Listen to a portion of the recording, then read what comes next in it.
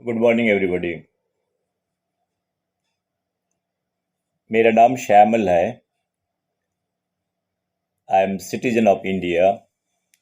मैं इस समाज में जिसको आप इंटेलेक्चुअल कहते हैं, वो इंटेलेक्चुअल क्लास में हम नहीं आते हैं। मैं ये जो बात कर रहा हूँ मेरा इंडिविजुअल कैपेसिटी में कर रहा हूँ, क्योंकि हम साथ जानने का जो अधिकार है हर एक इंडिविजुअल को दिया गया है। भले हमारा वो इतिहास हो जाए, वो इतिहास कुछ भी हो जाए, इतिहास हिस्ट्री ऑफ साइंस हो जाए, पॉलिटिकल हिस्ट्री हो जाए, हमारा इंडियन हिस्ट्री हो जाए, हमारा फ्रीडम मूवमेंट हो जाए, कुछ भी हो जाए, वो जानने का हमारा इच्छा है। वो भले आप कोई भी स्ट्रीम से बिलोंग कर सकते हो, कोई साइंस कर रहा है, कोई आर्ट्स कर रहा है, कोई फिलोसफी कर रहा है, कोई इंजीनियरिंग कर रहा है, कोई मेडिकल कर रहा है, कोई डिफरेंट प्रैक्टिस कर रहा है। बट ये सब चीज़ जो है ये समाज का हिस्सा है, इसको जानने का इच्छा सबका है, हमारा भी है। मैं मैं अगेन बता रहा हूँ, मैं पर्सनल कैपेसिटी में ये बात कर रहा हूँ। एंड ये बात हमारा इंडियन जो कॉन्स्टिट्यूशन है, कॉन्स्टिट्यूशन जो लिख चुके हैं, अभी जो कॉन्स्टिट्यूशन को अब बचा रहा है, मैं ये video ministry of human resource development, external affairs department जो है, मैं उसको भेजना चाहता हूँ। इसके ऊपर अगर कुछ इन्वेस्टिगेशन कर सकते हैं। मैं जो बात कर रहा हूँ ये बात इंडिया में जो नोबेल प्राइज लेके इतना हाइप है, इसके ऊपर मैं बात कर रहा हूँ। इंडिया में जिसको भी नोबेल प्राइज मिलते हैं, हम उसको बहुत सम्मान के तरफ देखते हैं, क्योंकि बहुत कम इंडियन को नोबेल प्राइज मिल चुका है एंड हम उसको इज्जत करते हैं। इस कारण से सबको नोबेल प्राइज नहीं मिलता है। फ्रेंड्स, मैं जिस बात पे जा रहा हूँ, इस बात पे दो मुद्दा है। पहली मुद्दा है नोबेल प्राइज क्या है। मैं थोड़ा हिस्ट्री ऑफ साइंस में जानना चाहता हूँ। हिस्ट्री ऑफ साइंस मैं जब बताता हूँ, जो हमारा इंटेलेक्चुअल कैपेबिलिटीज़ है, इंटेलेक्चुअल कैपेबिलिटीज़ को जांच करने के लिए हमारे पास बहुत सारा पैरामीटर्स नहीं है। कौन सा पैरामीटर के ऊपर हम जांच कर सकता है कौन इंटेलेक्चुअल है, कौन इंटेलेक्चुअल नहीं है, कोई क्वालिफाइड है, नॉन क्वालिफाइड है, ये सब चीज़ को जांच करने के लिए हमारा डेमोक्रेटिक सिस्टम का अंदर में बहुत सारा प्रोविज़न है, ओपनली अवेलेबल है।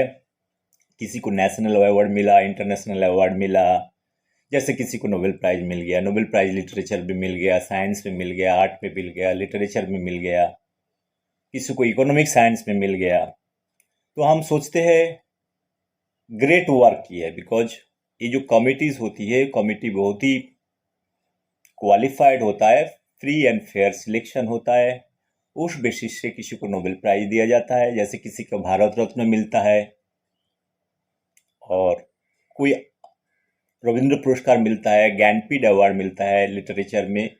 ये सब जो प्राइज होता है इंसान को क्वालिफाई करता है, जो भाई ये पर्टिकुलर एक पर्सन को जब दिया जाता है तो उसको बेसलाइन जो रहता है उसको लिटरेचर और साइंटिफिक वर्क और एनी क्रिएटिव वर्क और any kind of novel work, जिसके ऊपर समाज में हम जो आम आदमी है, हम जैसे आम आदमी है, कम पढ़े लिखे जो आदमी है, वो चीज़ को हम फॉलो करते हैं। समाज के अंदर में आपको फॉलो करने के लिए है क्या? आप तो एक रिलीजन फॉलो कर लो, धर्म फॉलो कर लो, पर्टिकुलर रिलीजन तो हम फॉलो करते ही है। जो जिसका मन है उसका आधार पे उसको फॉलो कर लेते हैं। जब आता है इंटेलेक्चुअल कैपेबिलिटीज़ के अंदर में, जब आते हैं फॉलो करना है, तो यही लोग को फॉलो करना है। फ्रेंड्स, हमारा मेरा कहने का मतलब ये है, जो नोबेल प्राइज़ के बारे में हम जो बता रहा था, इंडिया में आपको पता है बहुत चुने गुने कुछ इंसान को नोबेल प्राइज़ मिला गया है। मैं पहले आता हूँ किसको किसको मिला, वो बात को थोड़ा सा साइड में रख के मैं नोबेल प्राइज़ क्या है, हिस्ट्री ऑफ साइंस में नोबेल प्राइज़ का रोल क्या है, उसके बारे में मैं थोड़ा सा बोलना चाहता हूँ। इसके बाद मैं जो मेरा मुद्दा पे आता हूँ, मैं क्यों बोल रहा हूँ ह्यूमन रिसोर्स डिपार्टमेंट, हमारा एक्सटर्नल अफेयर्स मिनिस्ट्री को एक पर्टिकुलर सब्जेक्ट के ऊपर कुछ क्लैरिफिकेशन लेने के लिए हम रिक्वेस्ट कर रहा है। Even though things are available, वो ऑफिशियल करने के लिए, मतलब उसको ऑफिशियली क्लैरिफिकेशन लेने के लिए क्यों रिक्वेस्ट कर रहा हूँ वो भी मैं बताएंगे। इसका पहले मैं जो बात करना चाहता हूँ, जो आपका नोबेल प्राइज है क्या? किसी को नोबेल प्राइज साल में हम लोग देखते हैं, इसको मेडिसिन में नोबेल प्राइज मिल गया, किसी को फिजिक्स में मिल गया, किसी को केमिस्ट्री में मिल गया, किसी को लिटरेचर में मिल गया, किसी को पीस पे मिल गया, किसी को इकोनॉमिक साइंस पे मिल गया। तो हम पेपर में तो कोई स्पेस देते हैं, टीवी में स्पेस देता है, उसको बुलाते हैं, भाई तुमने क्या किया, तुमने क्या नहीं किया, कुछ बोलने का मौका देते हैं। एक बड़ा प्रेस्टिजियस अवार्ड होता है। तो उसका पहले मैं चला जाता हूँ बैक पे, किसके नाम पे ये अवार्ड है, क्या है। जिसके नाम पे ये अवार्ड है उसका नाम है डॉक्टर अल्फ्रेड नोबेल, जो स्वीडन में 1831-32 में जिसका जन्म हुआ है। बचपन में अल्फ्रेड नोबेल बहुत अच्छे स्टूडेंट थे। मैं इस बात को थोड़ा सा लंबा क्यों बता रहा हूँ, तो हमारा समाज में भी सबको यही शिक्षा लेना है, एजुकेशन, जो एक साइंटिस्ट इनोवेटर कैसे बन सकता है, एक साइंटिस्ट अपना टेक्नोलॉजी लेके बिजनेस कैसे कर सकता है, एक सेल्फ सस्टेनेबल 1832 मतलब 1860-70 में जाके वो साइंटिस्ट अल्फ्रेड नोबेल, मैंने पहले भी बताया, एक केमिस्ट थे, एक साइंटिस्ट थे, एक इनोवेटर थे, एक टेक्नोक्रेट थे, जिसके पास 355 पेटेंट्स था। मेरा काफ़ी सारा वीडियो में मैंने बताया जो मैं पर्सनल मेरा ज़िंदगी में कैसे अल्फ्रेड नोबेल से मैं इन्फ्लुएंस्ड हुआ हूँ। थोड़ा मोड़ा जो करने का, जीने का, अभी तक जो जी रहा हूँ, किस लिए जी रहा हूँ, पर्पस क्या है, मेरे को काफ़ी सारे चीज़ डॉक्टर अल्फ्रेड नोबेल से उसको बायोग्राफी पढ़ के मिला है। मैं अभी भी सोचता हूँ हर एक सिटीजन को अल्फ्रेड नोबेल का बायोग्राफी पढ़ना चाहिए, उसको ज़िंदगी के बारे में जानना चाहिए। जानने के बाद अगर हम थोड़ा उससे कुछ दर्शन ले सकता है, अपना ज़िंदगी में इसको थोड़ा सा भी 1% और 0.1% भी हम अगर खुद का ज़िंदगी में हम एक्सरसाइज करते हैं तो ज़िंदगी बहुत सरलीकरण हो सकता है। मैं पर्सनली ये बात में विश्वास नहीं रखता हूँ कौन इंसान कितना इंटेलिजेंट है, कौन कितना नॉलेजेबल है। ये ज़रूरी नहीं है जो कोई इंसान बड़े होने के लिए उसको बहुत बड़ी बड़ी डिग्री का ज़रूरत है। उसमें Stanford university, London university, Oxford university, Cambridge university, MIT और कैलटेक, ये सब डिग्री का ज़रूरत नहीं होता है, और नहीं ज़रूरत होता है उसके अंदर में कोई नोबेल लॉरिएट का डिग्री होना चाहिए, अवार्ड होना चाहिए। बिकॉज हर एक इंसान और हर एक जो लिविंग ऑब्जेक्ट हमारा धरित्री पे है, भले वो ह्यूमन हो जाए, एनिमल हो जाए, अगर कोई ने भेजे है, भेजा देके ही भेजे है, वो विजडम देके भेजे है, उसके ऊपर प्रॉपर रीजनिंग एंड अंडरस्टैंडिंग, वो खुद पढ़ाई लिखाई नहीं करके भी अपना जो नॉलेज है, विजडम है, ये विजडम देके काफ़ी सारा चीज़ को एक्सरसाइज कर सकता है। बहुत सारे आदमी पढ़े लिखे नहीं होने के बावजूद भी बहुत सारा ज़िंदगी में बहुत सारा चीज़ में एक्सेल कर चुका है। ये एग्जाम्पल हमारा सामने हजारों पड़ा हुआ है। मैं कोई डिबेट पे नहीं जा रहा हूँ, लेकिन हमारा समाज के अंदर में अब जो डिग्री फोबिया है, डिग्री तुम्हारा कहाँ से डिग्री हुआ, कितना पब्लिकेशन हुआ क्या नहीं हुआ, हम इसके ऊपर करता है। हम इंसान के ऊपर ये नहीं करता है जो एक पढ़े लिखे बंदा नहीं हो के भी इतने सारे चीज़ किया है, तो उसके लिए उसको समाज में एक जगह देना चाहिए, रिस्पेक्ट देना चाहिए, कदर करना चाहिए। ये समाज हमारा कभी नहीं किए है। ये बात सही है, जो इंडिविजुअल कैपेसिटी में आगे बढ़ा तो बढ़ा, लेकिन किसी को टैलेंटफुल जैसे हम बोलते हैं, उसको हमने उसको मैसिव ढंग से और थोड़ा सा भी इम्पोर्टेंस नहीं दिए है। फ्रेंड्स, मैंने जो बात पे आ रहा है फिर से डेविएट, मेरे पास कोई स्क्रिप्ट नहीं है, इसके लिए बात को थोड़ा बड़ा डेविएट हो जाता है, बिकॉज इसको समझने का ज़रूरत है। जो अल्फ्रेड नोबेल का बात कर रहा है, तो इस इंसान के पास 355 पेटेंट था। पेटेंट क्या है वो बोलने के लिए और 1-1.5 घंटा लग जाएगा। पेटेंट इतना ही है, मैं बोलना चाहता हूँ, आपने कुछ इनोवेट किया है तो आपको राइट बनता है उसको प्रोटेक्शन लेने के लिए। मतलब कोई भी टेक्नोलॉजी आप मान के चलो, आपने अपना दिमाग से लैब से कुछ भी किया है, आपने उसको प्रोटेक्ट किया सो दैट उसको दूसरे कोई इस्तेमाल नहीं कर पाया, बिकॉज आपका अगर क्रेडिबिलिटी है कोई चीज़ में आपने डेवलप किया है, वो राइट बनता है। ये हमारे पास प्रोविज़न है, हमारा वर्ल्ड में बहुत सारे जगह में आप पेटेंट फाइल कर सकते हो, उसके ऊपर राइट कर सकते हो, आप खुद इसके ऊपर बिजनेस कर सकते हो, आप अपना पेटेंट को बेच सकते हो, अपना चीज़ लेके अपने फैक्ट्री डाल सकते हो, प्रोडक्शन कर सकते हो। अगर ह्यूमन डेवलपमेंट में उसको यूसेज है, कोई जगह में एप्लीकेशन है, उसके लिए आप पैसा कमा सकते हो। सिंपल बात यही है। सेकेंड चीज़ है, अल्फ्रेड नोबेल 355 पे पेटेंट लेके, उसके अंदर में एक पेटेंट था डायनामाइट। डायनामाइट उस टाइम में डायनामाइट का बहुत इंपॉर्टेंस था यूरोप पे। अल्फ्रेड नोबेल स्वीडन से बिलोंग करते हैं। उस टाइम सेकेंड वर्ल्ड वॉर का पहले, राइट, दो डायनामाइट यूरोप में बहुत सारा जगह में इंडस्ट्री में यूज होता है, बहुत सारा फील्ड में डायनामाइट यूज किए हैं एवं उससे बहुत पैसा वो कमाया है। हर एक इंसान जिंदगी भर तो काम नहीं कर पाते हैं, तो डॉक्टर अल्फ्रेड नोबेल भी 1890s में जब चले गए, मतलब अगर जो इंसान 1932 में जन्म लिया, 1895 में उसको उम्र कितना हो जाता है? 65 साल, 65 ईयर्स हो जाता है। तो एट द एज ऑफ 65, 1895 में अल्फ्रेड नोबेल सोचा हमारे पास इतना पैसा है, करीब करीब 250 मिलियन यूएस डॉलर उस टाइम 1895 पे इकट्ठा किए हैं, मतलब अर्निंग किए है थ्रू सेलिंग टेक्नोलॉजीज। तो करना है हमारा जैसे जो जनरल को यूरोप क्या है, यूरोप का डिफरेंट काइंड कल्चर। यूरोप इतने में विश्वास करता है आप इंडिविजुअल हो, इंडिविजुअल कैपेबिलिटी में कुछ कर रहे हो, नेक्स्ट जनरेशन के लिए, और second generation, third generation, fourth generation के लिए पैसा रख के नहीं जाते हैं। वो बहुत प्रैक्टिकल होता है। प्रैक्टिकल क्या है?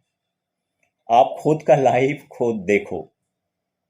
हाँ, आपका फैमिली ये तो है ही, लेकिन वो पैसा पूरा उसको नहीं देखता है, देके जाता है। उसको मालूम है जो नेक्स्ट जनरेशन अपना तरीका से उसको कमाएंगे, अगर वो पैसा पूरा फैमिली के नाम पे दे दिया तो वो लोग नेक्स्ट जनरेशन उसको एंजॉय करेंगे। तो अल्फ्रेड नोबेल, मैं अभी भी बता रहा हूँ, is a very intelligent person.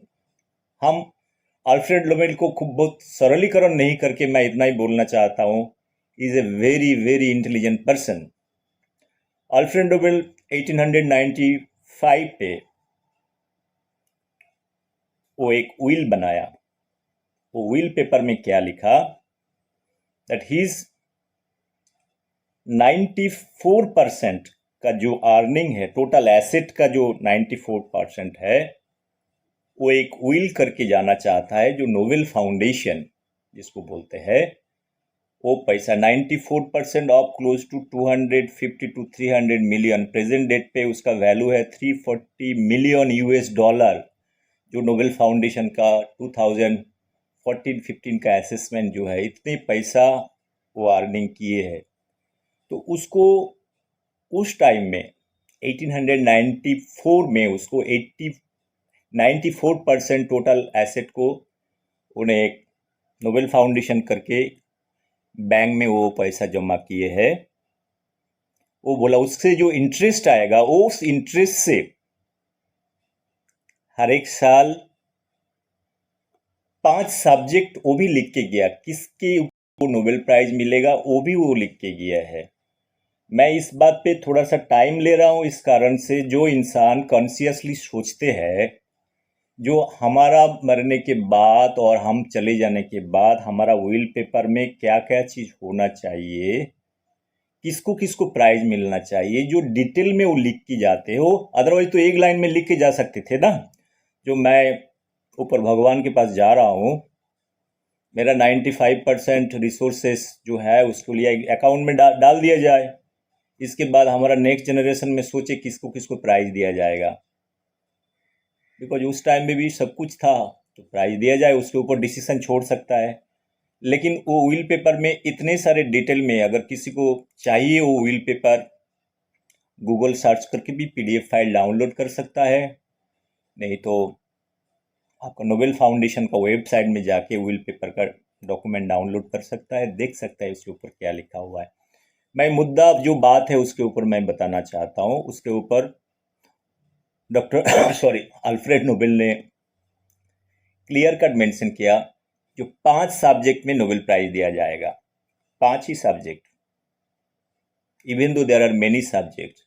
मैं बता रहा हूँ अल्फ्रेड नोबेल को जो सोच रहा है जो भाई वो एक सब्जेक्ट क्यों छोड़ दिया, दूसरा सब्जेक्ट क्यों नहीं छोड़ा, मैथमेटिक्स को क्यों नहीं दिया, पॉलिटिकल साइंस को क्यों, पॉलिटिकल साइंस भी है सॉरी उसको जो 5 सब्जेक्ट है उसका अंदर में एक तो फिजिक्स है, केमिस्ट्री है,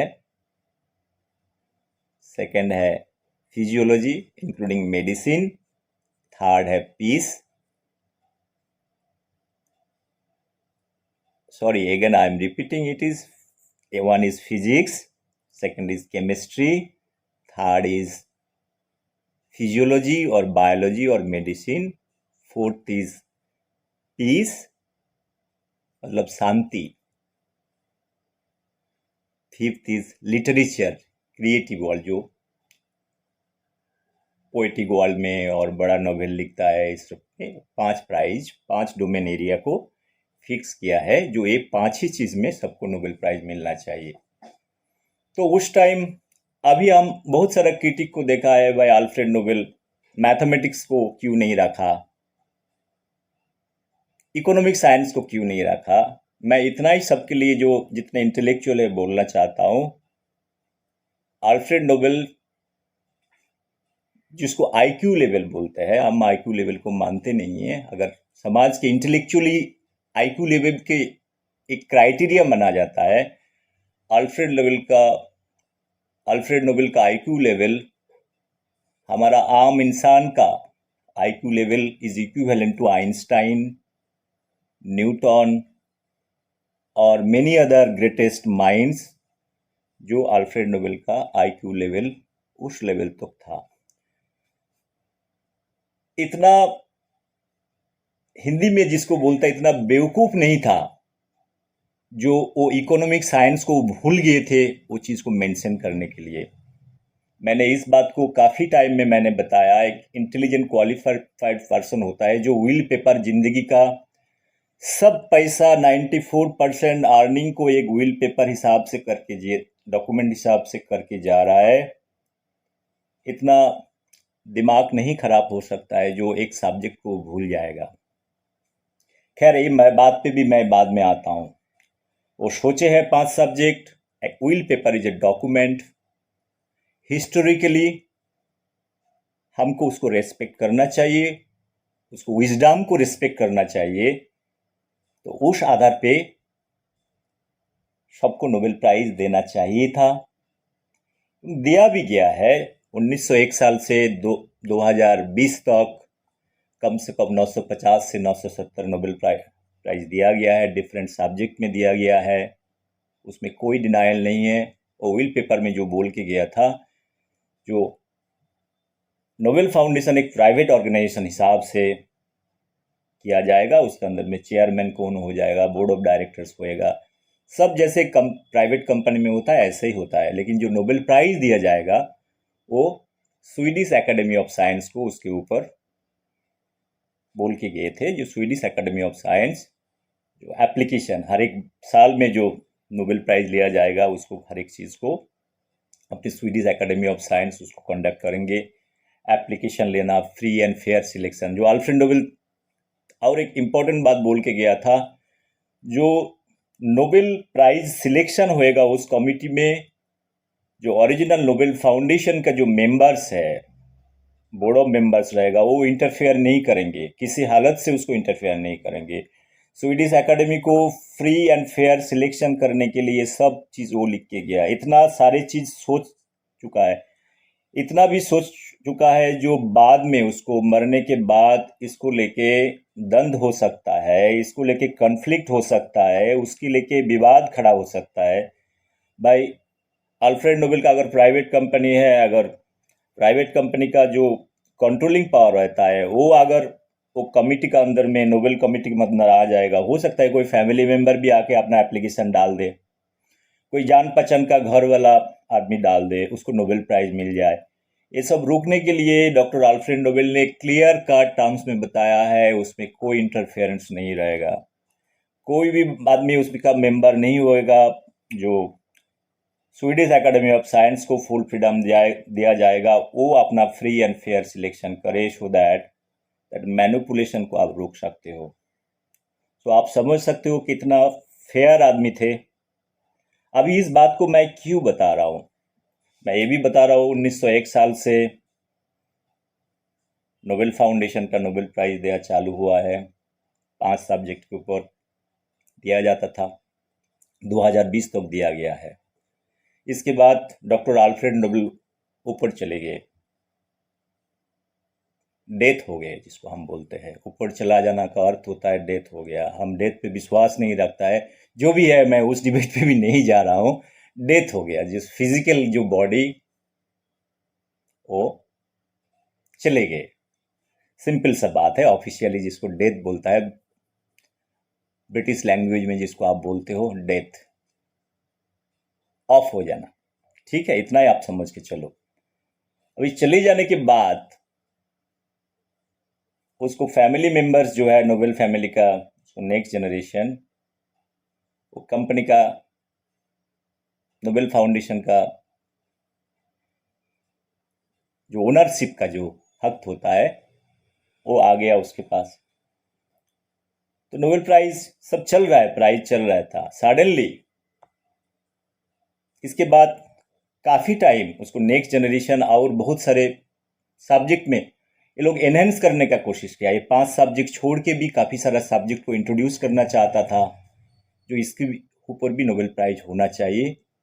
लेकिन उस टाइम कमिटी ने, बहुत सारा कमिटी में उसको ऑब्जेक्ट किया है ना, ये अल्फ्रेड नोबेल का विल पेपर है, विल पेपर में जो 5 सब्जेक्ट लिखी हुई है उसी को हम मान के चलेंगे। बिकॉज एक बोर्ड ऑफ मेंबर्स जब रहता है, ओपिनियंस रहता है, ओपिनियंस का अर्थ होता है आप अपना बात बताओ, दूसरा दूसरा बात बताएगा, उसको बढ़ाना चाहिए नहीं चाहिए उसके ऊपर भी चर्चा हुआ है। ऐसा नहीं जो उसके ऊपर चर्चा नहीं, उसके ऊपर काफ़ी सारा विवाद भी हो चुका है।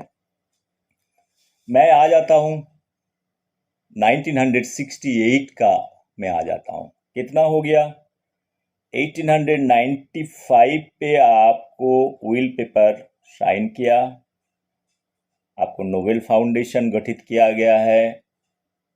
इसके बाद 1968 पे जाके एक नया प्रपोजल आता है, कितने साल के बाद, 69 + 5, क्लोज टू 75 ईयर्स के बाद इकोनॉमिक साइंस बोल के साइंस को इंट्रोड्यूस किया जाता है।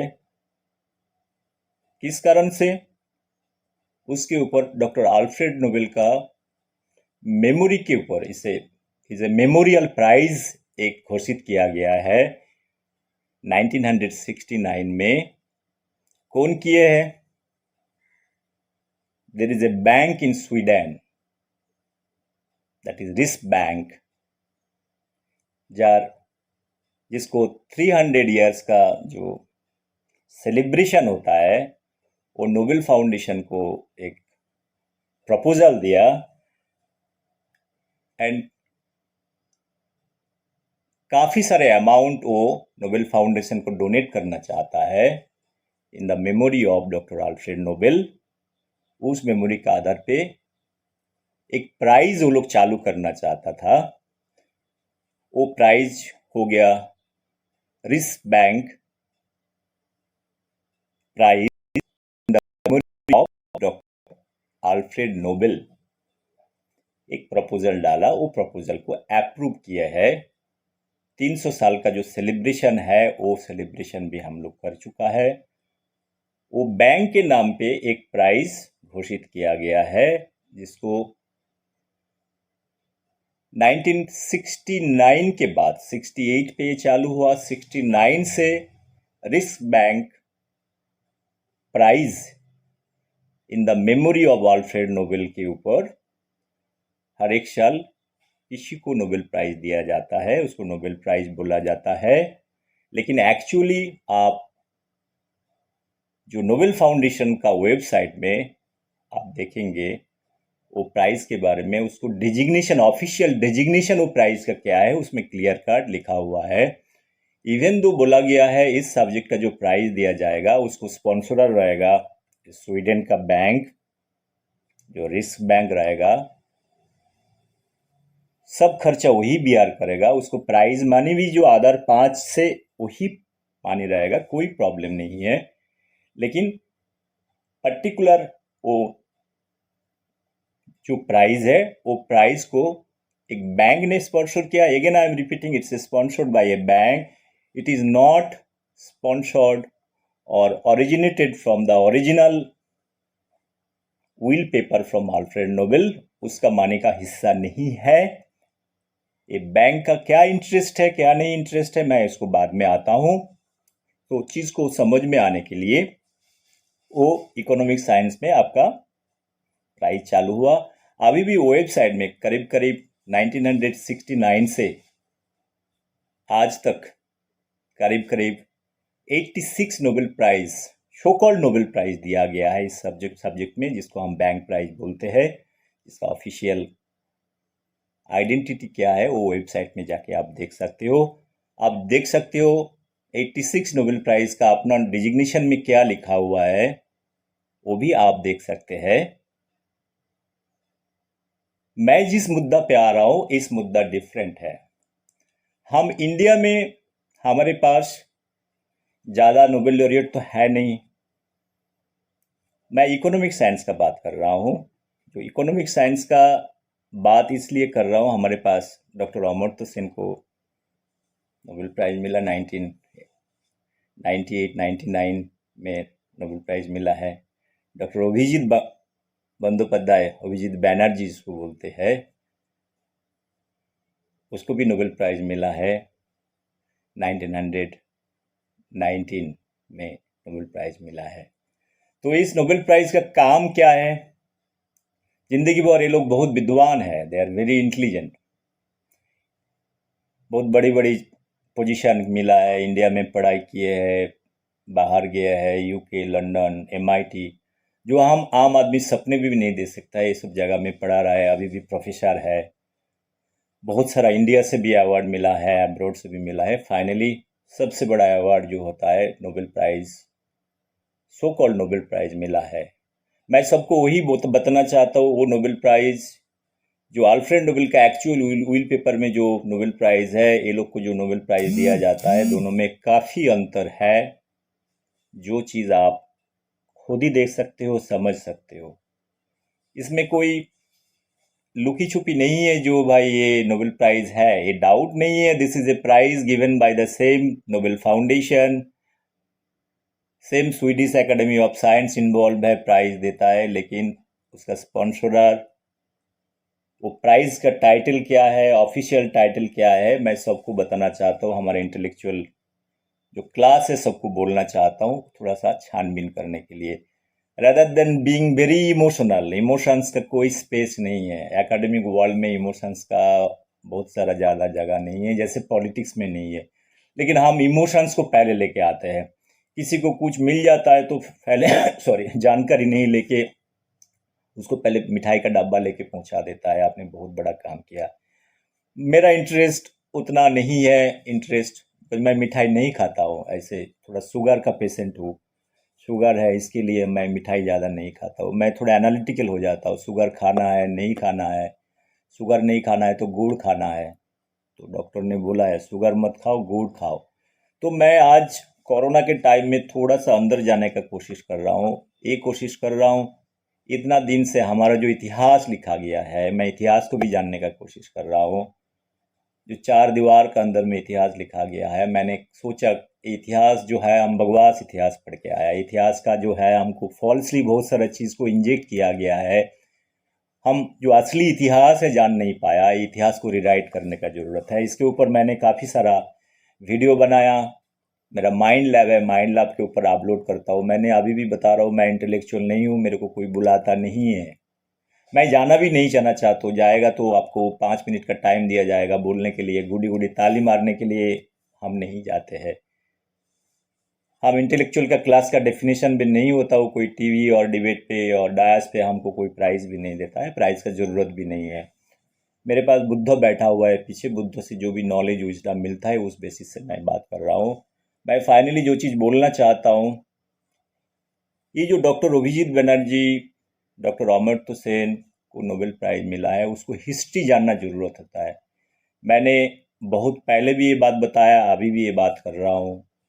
मैं बहुत क्रिटिकल एनालिस्ट हूँ। मैंने जब बताया है, probably I am the first person in the history.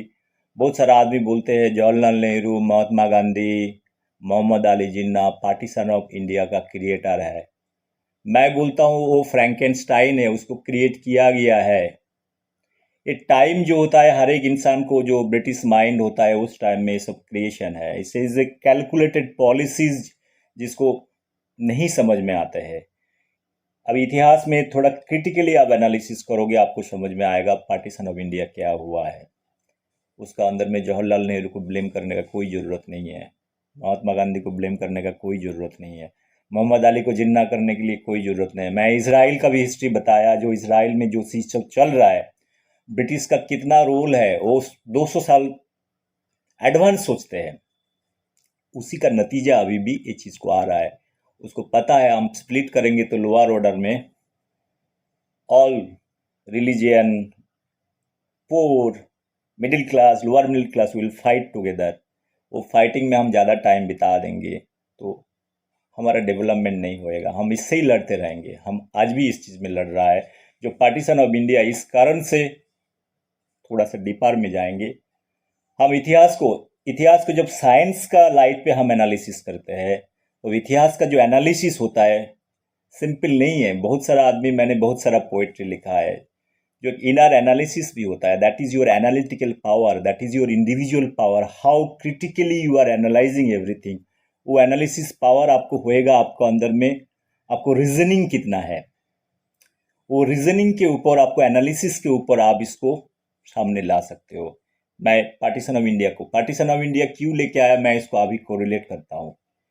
अभी जो इंडिया में जो इकोनॉमिक साइंस, मैं तो इतना सोचता हूँ इकोनॉमिक साइंस जो 1968 में लिया गया है, first of all economic science is not a science.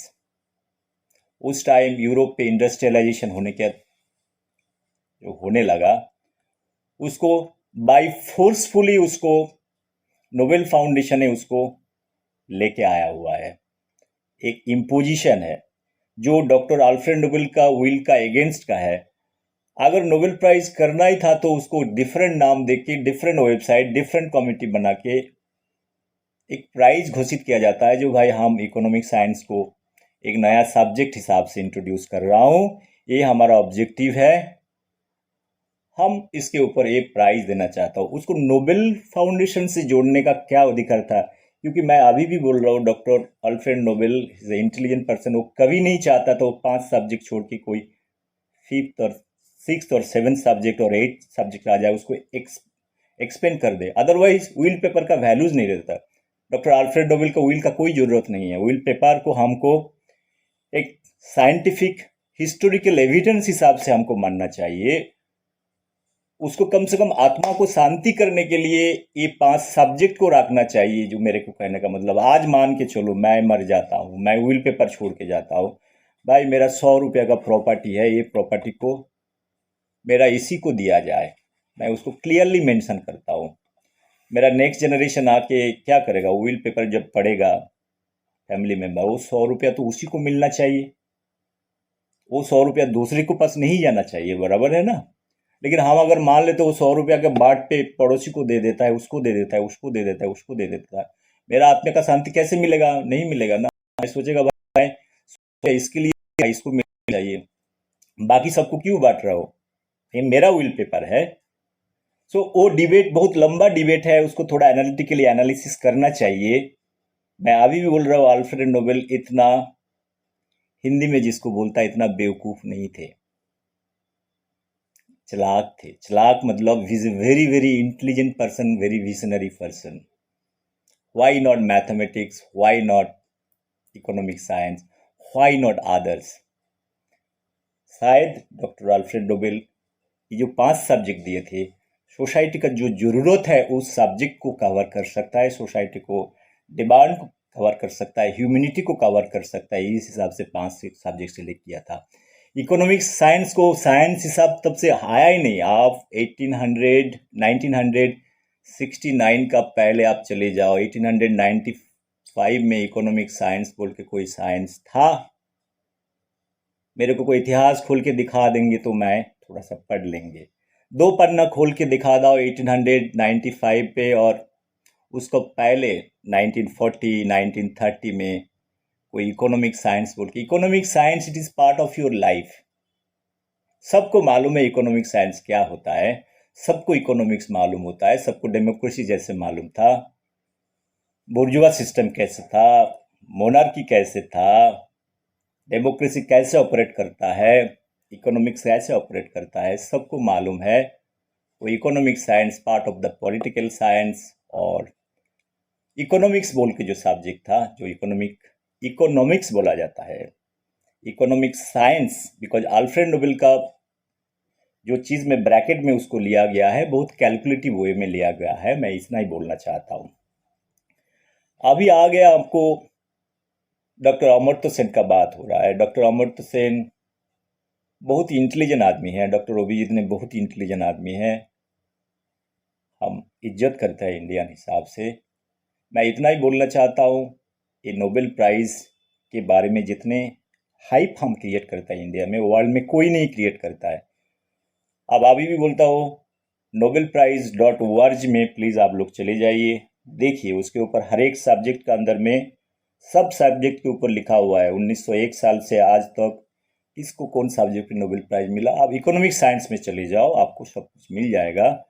उसका टाइटल में चला जाओ, जो प्राइज़ का ऑफिशियल टाइटल क्या है आपको क्लियर कट नज़र में आ जाएगा, जो ये प्राइज़ का मीनिंग क्या है, how it is different from the original. मैं इस चीज़ को बार बार कर रहा हूँ बिकॉज हमको 70-75 साल से इस चीज़ को फीड किया जाता है, ये नोबेल प्राइज विनर है, नोबेल प्राइज विनर है, नोबेल प्राइज। आप क्या होता है, गोएबल्स का थ्योरी जैसा है ना, आप बोलते रहो एक चीज़, हमारा समाज के अंदर भी इंजेक्ट। हम लोग एक इंडियन सोसाइटी एक हिपोक्रिटिकल सोसाइटी जैसा है, आपको जो चीज़ को आपको इंजेक्ट किया जाता है, बार बार आपको वही चीज़ इंजेक्ट किया जाता है। लेकिन कभी हम तब क्या होता है, आपको जो रैशनल थिंकिंग प्रोसेस है आप उसको भूल जाते हो, कभी कभी मीडिया न्यूज़ से आप बह जाते हो, कभी कभी ओरिजिनल लिटरेचर में थोड़ा सा झांक भी नहीं देखता है एक्चुअली है क्या। तो हर एक इंसान को क्रॉस चेक करना चाहिए, उसमें रेफरेंस पॉइंट होना चाहिए। रेफरेंस पॉइंट क्या होएगा? रेफरेंस पॉइंट यही होना चाहिए भाई, जिस जगह से उसको नोबेल प्राइज मिलता है उस जगह में हम थोड़ा चले जाए, उस जगह में जाके हम बात कर रहे हैं। हम नया कोई रिसर्च कर ही नहीं रहा है, मेरे पास ये अधिकार भी टाइम नहीं है, मैं नोबेल फाउंडेशन में तो जा नहीं सकता हूँ भाई ये इतना आदमी को नोबेल प्राइज़ मिला, वो नोबेल प्राइज़ है कि नहीं है, आप थोड़ा सा बताओ। हाँ, गवर्नमेंट ऑफ इंडिया, जो मैं बाद में बोलना चाहता हूँ, इस चीज़ के ऊपर जो कॉन्फ्लिक्ट हो रहा है, हमारा ह्यूमन रिसोर्स डेवलपमेंट थोड़ा सा स्टडी कर सकता है। इसके बाद ministry of external affairs Nobel foundation को चिट्ठी लिख सकता है इस मैटर को क्लैरिफाई करने के लिए। What is that prize is all about economic science, इसके ऊपर क्लैरिफिकेशन ले सकता है। फ्रेंड्स, मैं जो उस मुद्दा पे आना चाहता था, मेरा कुछ सजेशन है गवर्नमेंट ऑफ इंडिया के पास, इंटेलेक्चुअल कम्युनिटी के पास। सजेशन नंबर 1 जो है, मैंने अभी नोबेल फाउंडेशन का बात किया है, मैंने दोनों चीज़ रखा है, जो actual Nobel prize and this Nobel prize, it's a diluted form, okay. And website में ये नोबेल प्राइज़ के बारे में क्या बोला गया है वो बात भी रखा है। मैं रीडर के ऊपर, इंटेलेक्चुअल कम्युनिटी के ऊपर मैं छोड़ रहा हूँ ये बात को। थोड़ा डीपली सोचने के लिए, जो हम इंडिया में इकोनॉमिक साइंस में जो नोबेल प्राइज जाता है, जिसको दिया है, दो इंसान को मिले हैं, एक doctor Amartya Sen and doctor Abhijit Banerjee को मिला है। हम काफ़ी इज्जत करता है, कोई डाउट नहीं है, इसको कोई छीन नहीं रहा है, हमारा अधिकार भी नहीं है छीनने के लिए उसको विजडम नॉलेज को।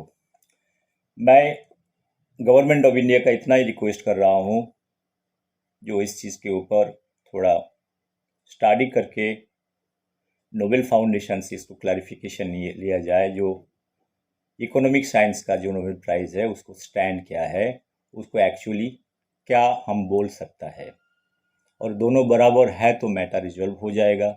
तो हमारे पास इतना दिन से, बिकॉज बहुत सारे डिबेट छेड़ रहा है, बहुत सारा आदमी आर्टिकल लिख रहा है, बहुत सारा पब्लिकेशन भी है जिसका विरोध भी है, बहुत सारा आदमी बोल चुका है ये नोबेल प्राइज़ नहीं है। मैं इसका डिस्कशन में थोड़ा सा और जाना चाहता हूँ। मैं सबको बोलना चाहता हूँ, आप विकीपीडिया सर्च कर लो। विकीपीडिया में क्लियरली एक जगह में बोला गया है, this is not the actual Nobel prize what doctor Alfred Nobel written in his will paper. So why there is a deviation? Why after that ये सब्जेक्ट को इंट्रोड्यूस किया गया है? अगर अल्फ्रेड नोबेल को एग्जैक्ट उसको इज्जत करना है तो कम से कम उसको 5 सब्जेक्ट ही रखना चाहिए था उसके अंदर में। अगर किसी को दूसरा सब्जेक्ट में देना था तो अलग से कोई प्राइज़ हम कर सकते थे। इतने सारे बड़े बड़े महान आदमी है, महान आदमी टेस्ला है, बहुत सारा, आइंस्टाइन के नाम पे भी आप प्राइज रख सकते हो, कोई बात नहीं है उसके अंदर में। तो स्पॉन्सर ही तो कर रहा है बैंक, तो उसके नाम पे भी स्पॉन्सर कर सकता है, बहुत सारा बैंक स्पॉन्सर कर सकता है। वो नोबेल फाउंडेशन के साथ क्यों जुड़ा जाता है वो हमको भी समझ में नहीं आया, समझने का बाहर है, हो सकता है हमको समझ में नहीं आया। खैर वो बात नहीं है, हम इस बात को क्लैरिफिकेशन लेना चाहता है। एंड सेकेंड बात जो है, ये एक्चुअली डॉक्टर अमर्त्य सेन आज 60-70 साल से क्या काम किए हैं, इसको थोड़ा जानने का हमारा इच्छा था, अभी भी था। हमने बहुत सारा चीज़ में स्टडी किया, उसको प्रोबेबिलिटी लाइन का थ्योरी, इतने सारे किताब लिख के गया। मैंने बहुत सारा रिव्यू पढ़ा है, बहुत सारा PDF फाइल डाउनलोड करके पढ़ा है। सब कुछ पढ़ने के बाद जो इकोनॉमिक थ्योरी का समाज में वो थ्योरी का कितना एप्लीकेशन है, अभी तो कितनी जगह में अप्लाई हो चुका है। बिकॉज एक बड़े साइंटिस्ट जब कोई डिस्कवरी करता है, जैसे वाटसन एंड क्रिक हो गया, आइंस्टाइन हो गया, आपको रदरफोर्ड हो गया, बहुत सारे साइंटिस्ट, मैरी कुरी हो गया, बहुत सारा साइंटिस्ट पीस पे मिला है। आपको मदर टेरेसा को नोबेल प्राइज़ मिले हैं। हमको समझ में आता है किस कारण से नोबेल प्राइज़ दिया है, समाज में कौन सा हिस्से में उसका जो कंट्रीब्यूशन है उसको पेनिट्रेट किया है, कुछ समझ में आता है। इकोनॉमिक साइंस में हमको अभी भी समझ में नहीं आ रहा है, जो भाई जो थ्योरीज होता है वो थ्योरी कितनी जगह में प्रैक्टिकल एप्लीकेशन हुआ है, समाज बदलने के लिए उसको कितना योगदान रहता है। बिकॉज डॉक्टर अमर्त्य सेन 1940-42 का बंगाल फेमिन के ऊपर भी बात कर चुका है। मेरे हिसाब से वो जो थ्योरी पोस्टुलेट किया है, बंगाल फेमिन जो है वो आर्टिफिशियली क्रिएटेड है, क्लाइमेट का ड्रॉट कंडीशन प्लस जमींदार सिस्टम होर्डिंग प्लस ब्रिटिश का रोल, वो तीनों का इकट्ठा जिसको बोलते हो एक्यूमुलेटिव इफेक्ट होके आम आदमी को खाने के लिए पीने के लिए कुछ नहीं मिला, वो गरीबी में चला गया। सेकेंड वर्ल्ड वॉर का टाइम का बात कर रहा हूँ। इस कारण से बंगाल फेमिन हुआ, मिलियंस ऑफ बंगालीज डाइड। सो ये इतिहास जानने का हमारा अधिकार है। अमर्त्य सेन अपना विजडम में लिख के चला गया क्या थ्योरी, वो जानने का वो उसका अधिकार है, वो लिख के गया। लेकिन हमको हमारा डायमेंशन में, हमारा लॉजिक पावर से उसको समझने का कोशिश करना चाहिए। क्यों इतना million Bengalis died in 1940s-42 में बंगाल फेमिन हुआ। उस टाइम महात्मा गांधी भी थे, रविंद्रनाथ टैगोर भी थे, बंगाल फेमिन को लेके बहुत सारा पोएट्री लिखा है। आज टाइम आया शायद इसको थोड़ा सा डीपली एनालिसिस करने के लिए, बिकॉज इतिहास का साथ जानने का अधिकार है। इतिहास में कोई भी लड़ाई हो जाता है, कोई भी वार हो जाता है, कोई फेमिन हो जाता है, कुछ भी हो जाता है, उसको जब साइंस का आधार पे, नॉलेज विजडम के साथ आप उसको एनालिसिस नहीं करते हो, वो इतिहास लिखना बड़ा बेकार का काम होता है। इतिहास का एक तो होता है सरफेस है, जैसे सर्जरी होता है, डॉक्टर ने हार्ट ऑपरेशन कर दिए है, कैसे किया है आप उसको वर्णन किया जाता है, लेकिन उसका अंदर में जो फाइन ट्यूनिंग रहता है उसी में बहुत सारे डिफरेंस हो जाता है। कोई अच्छे ओपनर सर्जन है, कोई नहीं है। इसको जब थर्ड पर्सन उसको एनालिसिस करता है उसको स्किल के बारे में, बिकॉज हम लिखते हैं ना, इतिहास लिखना सबका बस का बात नहीं है, जैसे हमारा बस का नहीं है। हम बता रहा है आम आदमी के पास, अगर इस चीज़ किसी को अच्छा लगे बुरा लगे उससे मेरे को ज़्यादा कुछ नहीं है। मैं चीज़ को समझने का कोशिश कर रहा हूँ, बिकॉज हर एक इंसान को जानने का अधिकार है एक्चुअली बंगाल फेमिन में क्या हुआ, जिसके ऊपर से अमर्त्य सेन इतने बड़े बड़े किताब लिखा, उसको बेस करके एक जगह में लिखा हुआ है, बहुत दुखी हो गया, बांग्लादेश से आया, देखा है भूखमारी, देखा है सब कुछ देखा है। हम फिर इमोशन को लेके आ रहा है, इमोशन को ट्रीट करके उसको लाइफ के ऊपर जाके एक जगह में नोबेल प्राइज मिलता है। बहुत सारा थ्योरी पर काम किया।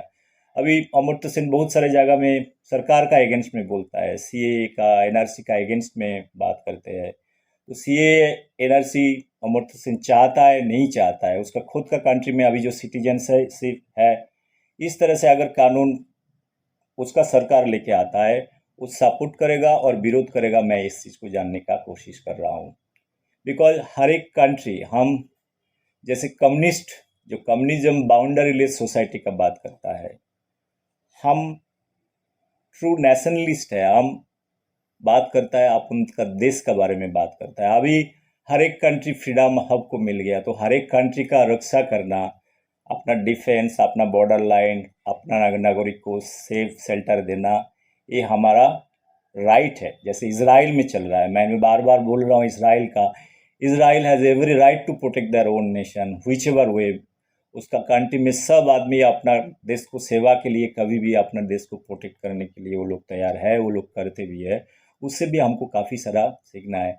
लेकिन लेफ्टिस्ट लोग को ये सब चीज़ में प्रॉब्लम है, वो लोग बाउंड्री लेस सोसाइटी का बात करता है। हम वीडियो में काफ़ी सारा वीडियो, हमारा जब पापा मम्मी का डेथ हो गया, मैंने 1.5 घंटा का वीडियो बनाया। I have tried to analyse what is nationalist and who thinks themselves globally, उसको पोजीशन करना चाहता है। ग्लोबली पोजीशन देना, होल यूनिवर्स को अपन को घर बनाना है। जो रविंद्रनाथ टैगोर जिंदगी भर उसी दंड में चला गया। रविंद्रनाथ टैगोर खुद को नेशनलिस्ट भी नहीं मान पाया, खुद को यूनिवर्सली खुद को प्लेस नहीं कर पाया। देखिए, ये जो फिलोसफिकल द्वंद होता है, ये द्वंद बहुत कठिन चीज़ होती है। रविंद्रनाथ टैगोर एक ढंग से आप उनको नेशनलिस्ट बोलना चाहता है, इंडिया को फ्रीडम चाहता है, इसीलिए टैगोर फ्रीडम मूवमेंट में डायरेक्टली 100% नहीं दे पाएगा। बिकॉज मैं इतना ही समझता हूँ, जिसके अंदर में फिलोसफिकल अंडरस्टैंडिंग क्लैरिटी नहीं रहता है, उसी में डायलेक्टिकली वो स्प्लिट हो जाता है। इसके लिए पूरा 100% नहीं दे पाता है। ये स्टैंड क्लियर करना बहुत ज़रूरी होता है। आप नेशनलिस्ट हो, नेशनलिस्ट फिलोसफी अच्छे है और बुरा है, उसके ऊपर आपको खुद को डिसीजन लेना है। अगर आप नेशनलिस्ट हो तो आपका देश के ऊपर क्या कर्तव्य बनता है इसके ऊपर। अगर नेशनलिस्ट नहीं हो, अगर आप इसका विरोध में हो, आपको पूरा दुनिया को आप उनको घर समझते हो, मैं सबके लिए वही बताता हूँ। आप अभी सब कंट्री अलग है। जो बाउंड्रीलेस सोसाइटी का बात करता है, रविंद्रनाथ का जो विजडम है बताया है, उसका पोइट्री में बार बार बहुत सारा जगह में उसको रिफ्लेक्ट हुआ है। जो बाउंड्रीलेस सोसाइटी नॉलेज विजडम का बात कर रहा है, नॉलेज विजडम को चारों तरफ दीवार का अंदर में नहीं बदलना चाहिए। बहुत अच्छी सोच है फिलोसफिकली सोचने के लिए। जब कंट्री का बात होता है, कंट्री का हर एक इंसान का प्रोटेक्शन का बात होता है, तब नेशनलिज्म का ज़रूरत होता है। जो प्रेजेंट सरकार को हम गाली दे रहा है, उसको फिलोसफिकली देखना पड़ेगा। ये जो गाली सरकार का क्रिटिसिज्म आ रहा है, मैं ये कोई कंस्ट्रक्टिव क्रिटिसिज्म नहीं है। जो प्रेजेंट सरकार कर रहा है, जो नोबेल लॉरिएट कर रहा है, उसके अंदर में क्या पॉलिटिकल इंटरेस्ट है, इसको थोड़ा समझने का ज़रूरत है। फ्रेंड्स, मैं जो चीज़ आ रहा था जिस बात का, डॉक्टर अमर्त्य सेन का जो कंट्रीब्यूशन है, मैं बात कर रहा हूँ, प्रॉपर्टी एलिवेशन के ऊपर काम किया है। अभी तक इंडिया का अंदर में नहीं तो बंगाल में, नहीं तो इंडिया में कोई भी थ्योरी का एप्लीकेशन नहीं हुआ है जिसके ऊपर कोई इम्पैक्ट स्टडी कर सकता है। वो थ्योरी हिसाब से रह गया। मैं इस चीज़ बोलना चाहता हूँ, मैं प्रीवियस वीडियो में भी बताया, अमर्त्य सेन सोसाइटी के अंदर में खाली पोर क्लास के ऊपर बात करते रहता है, गरीब गरीब गरीब। मैं एक भी वीडियो मैंने एक पब्लिश किया है। मैंने 1000 साल 1500 साल का इतिहास स्टडी करके बताया है। जो बेगर क्लास जो है, begging, the evolution of begging, how it is entered in political system और एकेडमिक सिस्टम, समाज के अंदर में जो बेगिंग क्लास का कैसे ओरिजिन हुआ है, ये सब जो नोबेल लॉरिएट है ये समाज का जो हिस्सा है, इसी पार्ट का हिस्सा है। ये लोग इस चीज़ को प्रमोट कर रहा है। मैंने बताया 1.5 घंटा का वीडियो है, वो बांग्ला में भी है, हिंदी में भी है, इंग्लिश में भी है। किसी को जानना है यूट्यूब में जाके देख सकता है मेरा ओपिनियन क्या है। मैं इस डिबेट पे नहीं जा रहा हूँ। मैं इतना ही बोलना चाहता हूँ, डॉक्टर अमर्त्य सेन जैसे नॉलेज विजडम जैसे इंसान है, जब इकोनॉमिक्स का पार्ट करता है, इकोनॉमिक्स समझने के लिए, इंडिया का इकोनॉमिक थ्योरी लिखने के लिए, मैं उस टाइम भी बताया, अभी भी बता रहा हूँ आपको, 50 60 70 किताब लिखने का ज़रूरत नहीं होता है। आपको कोई अवार्ड लेने का ज़रूरत नहीं होता है। आप सिंपल एक चैप्टर में 10 पेज में आप पूरा इकोनॉमिक सिस्टम को आप बदल सकते हो। फाइनली मैं बताया, अमर्त्य सेन का जितना थ्योरीज है, डॉक्टर अभिजीत का जितना थ्योरीज है, अभिजीत सर का बात मैं बाद में आता हूँ। उसके लिए इतनी सारी चीज़ करने की ज़रूरत नहीं है, बिकॉज आप थ्योरी तो लिख रहे हो, राइट। थ्योरी अगर हम लिख रहा है तो लिखने के लिए, आपको नॉलेज विजडम लगाने के लिए, जैसे गौतम बुद्ध आज से 2500 साल पहले अपना नॉलेज ऑफ विजडम लेके बहुत सारे चीज़ करके गए थे, जिसका परिणाम आपको नालंदा यूनिवर्सिटी इस्टेब्लिश हुआ है। हर एक चीज़ को बोल के गया। गौतम बुद्ध को MIT से पढ़ाई नहीं किए थे, अपना school of thoughts, knowledge wisdom को काम पे लगा के ये सब चीज़ करके गया।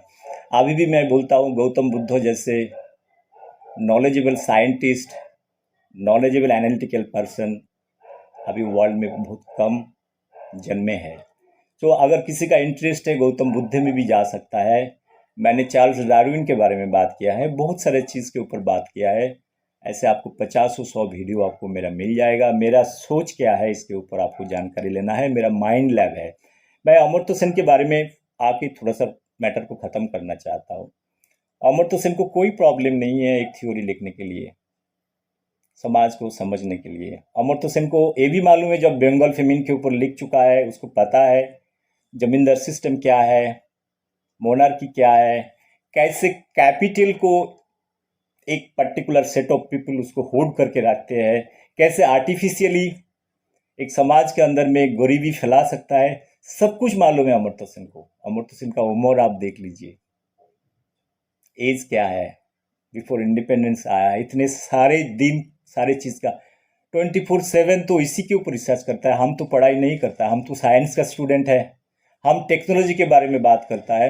हम 100% टाइम के अंदर में 2 to 3% टाइम हम ये सब चीज़ में, इतिहास पढ़ने के लिए, फिलोसॉफी पढ़ने के लिए, हिस्ट्री ऑफ साइंस पढ़ने के लिए जो एक्स्ट्रा टाइम मिलता है, एक्स्ट्रा करिकुलर एक्टिविटी हिसाब से हम देखते हैं। इसीलिए हम इंटेलेक्चुअल नहीं है। डिबेट पे हम नहीं बैठता है, सो कॉल्ड जो ऑफिशियल लाइसेंस इंटेलेक्चुअल है उस जगह में हमारा पोजीशन नहीं मिलता है।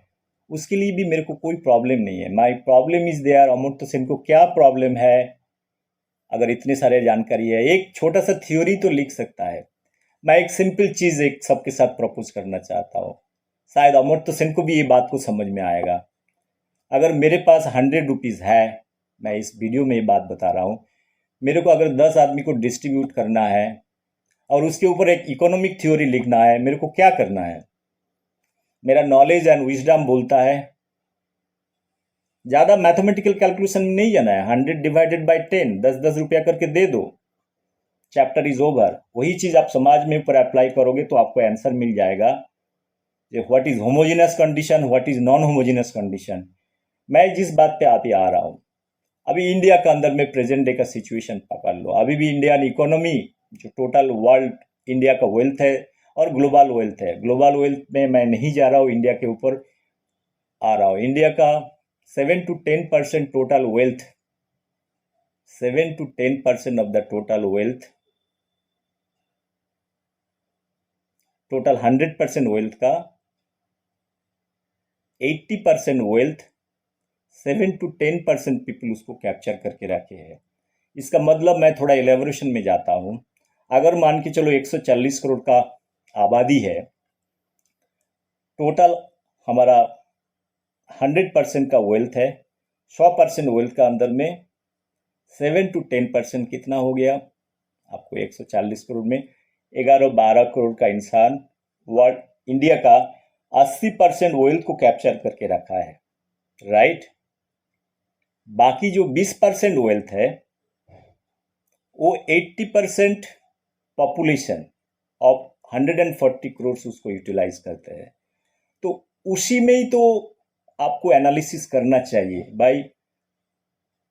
मेजोरिटी वेल्थ अगर एक क्लास के ऊपर है, उससे अगर आप डाउन द लाइन इसको कैलकुलेट नहीं कर पाओगे, इकोनॉमी कैसे बैलेंस इकोनॉमी हो पाएगा। सॉरी, हम अगर गरीब गरीब का बात करता है, यही क्लास का बात करता है जिसमें 80% पॉपुलेशन है, सबको वही 20% वेल्थ को हम बांटने का कोशिश कर रहा है, उसको इकोनॉमी डेवलपमेंट नहीं होगा। उसका अंदर में फ्री बीज ला दो, उसका अंदर में फ्री इंसेंटिव ला दो, सब कुछ कर दो।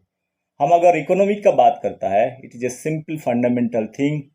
लिखने के लिए कोई तकलीफ नहीं होता है, थ्योरी होता है, आप लिख दो, आप लिखो। जो जो एकुमुलेशन ऑफ वेल्थ है, वेल्थ का प्रॉपर डिस्ट्रीब्यूशन होना चाहिए। कैसे डिस्ट्रीब्यूशन होना चाहिए उसके बारे में हमको बात करना चाहिए, उसके बारे में भी हमने बताया हमारा प्रेजेंटेशन में। Friends,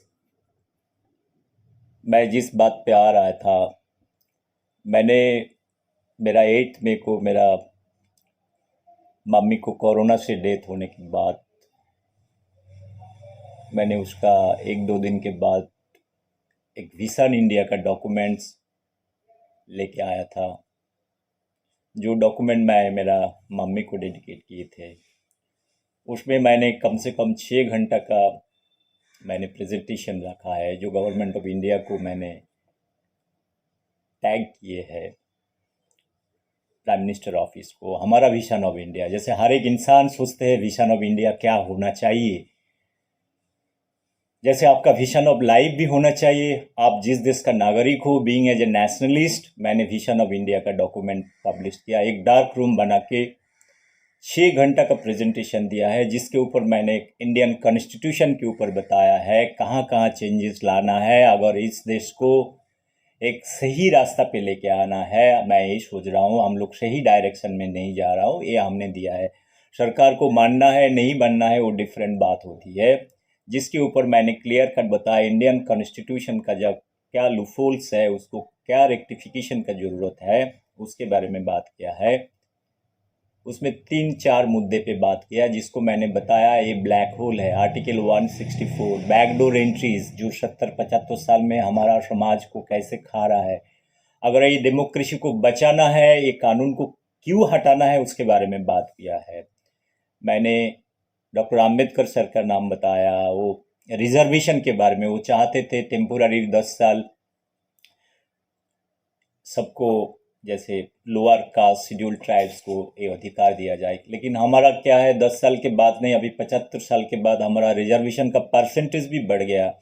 how political system time to time इसको यूटिलाइज किए है, इसको लेके आया है, रिजर्वेशन देते रहा है। ये रिजर्वेशन अभी आज का डेट पे अगर हम नहीं निकाल रहा है, समाज के ऊपर क्या इम्पैक्ट डालेगा, उसके ऊपर मैंने बताया है। इसके बाद मैंने यूनिफॉर्म सिविल कोड के बारे में बताया है, इलेक्शन प्रोसेस को कैसे रिफॉर्म करना है उसके बारे में बताया है। मैंने ये भी बताया है, लैंड रिफॉर्मेशन एक्ट के बारे में बताया है। मेरा कहने के बाद एक कोरिलेट करने का यही अर्थ है, डॉक्टर अमर्त्य सेन अगर यूनिफॉर्म इकोनॉमी चाहता है इंडिया के अंदर में, he must talk, why is not talking about the land reformation act, जो कानून है कॉन्स्टिट्यूशन के अंदर में। मैं ये विश्वास करता हूँ डॉक्टर अमर्त्य सेन इस देश का नागरिक है, ओल्डेस्ट सिटीजन है, सब इज्जत करता है, बात करे, एक्चुअल बात करके अगर देश का डेवलपमेंट कर सकता है कंट्रीब्यूशन। सरकार को क्रिटिसाइज करके आपको कुछ नहीं मिलेगा। आप वोट देते हो नहीं देते हो हमको मालूम नहीं है, अगर आप इंडिया सिटीजनशिप, आपके पास इंडिया का सिटीजनशिप है, आपको नागरिक आप मानते हो, तो आप एक्टिवली अपना बात को रखो, सरकार को क्रिटिसाइज मत कीजिएगा। जो लोग कर रहा है उसका नॉलेज विजडम से कर रहा है। आप सीए का, एनआरसी का विरोध करते हो, क्यों करते हो वो भी बता दीजिएगा। जो हमारा ये संविधान के अंदर में बहुत पहले सब चीज़ आ चुका है, क्यों सीए एनआरसी करना है उसके बारे में भी हम लोग बताए। आपका स्टैंड क्या है ये बात बता दीजिए। हम क्या है, ओपन सब कुछ कर दे क्या, जो कोई भी इंडिया के अंदर में आके हमारा डेमोक्रेसी के ऊपर खतरा पैदा करे, ह्यूमैनिटी के नाम पे हम सब कुछ कर देंगे। डॉक्टर अभिजीत के लिए भी ये चीज़ एप्लीकेबल है।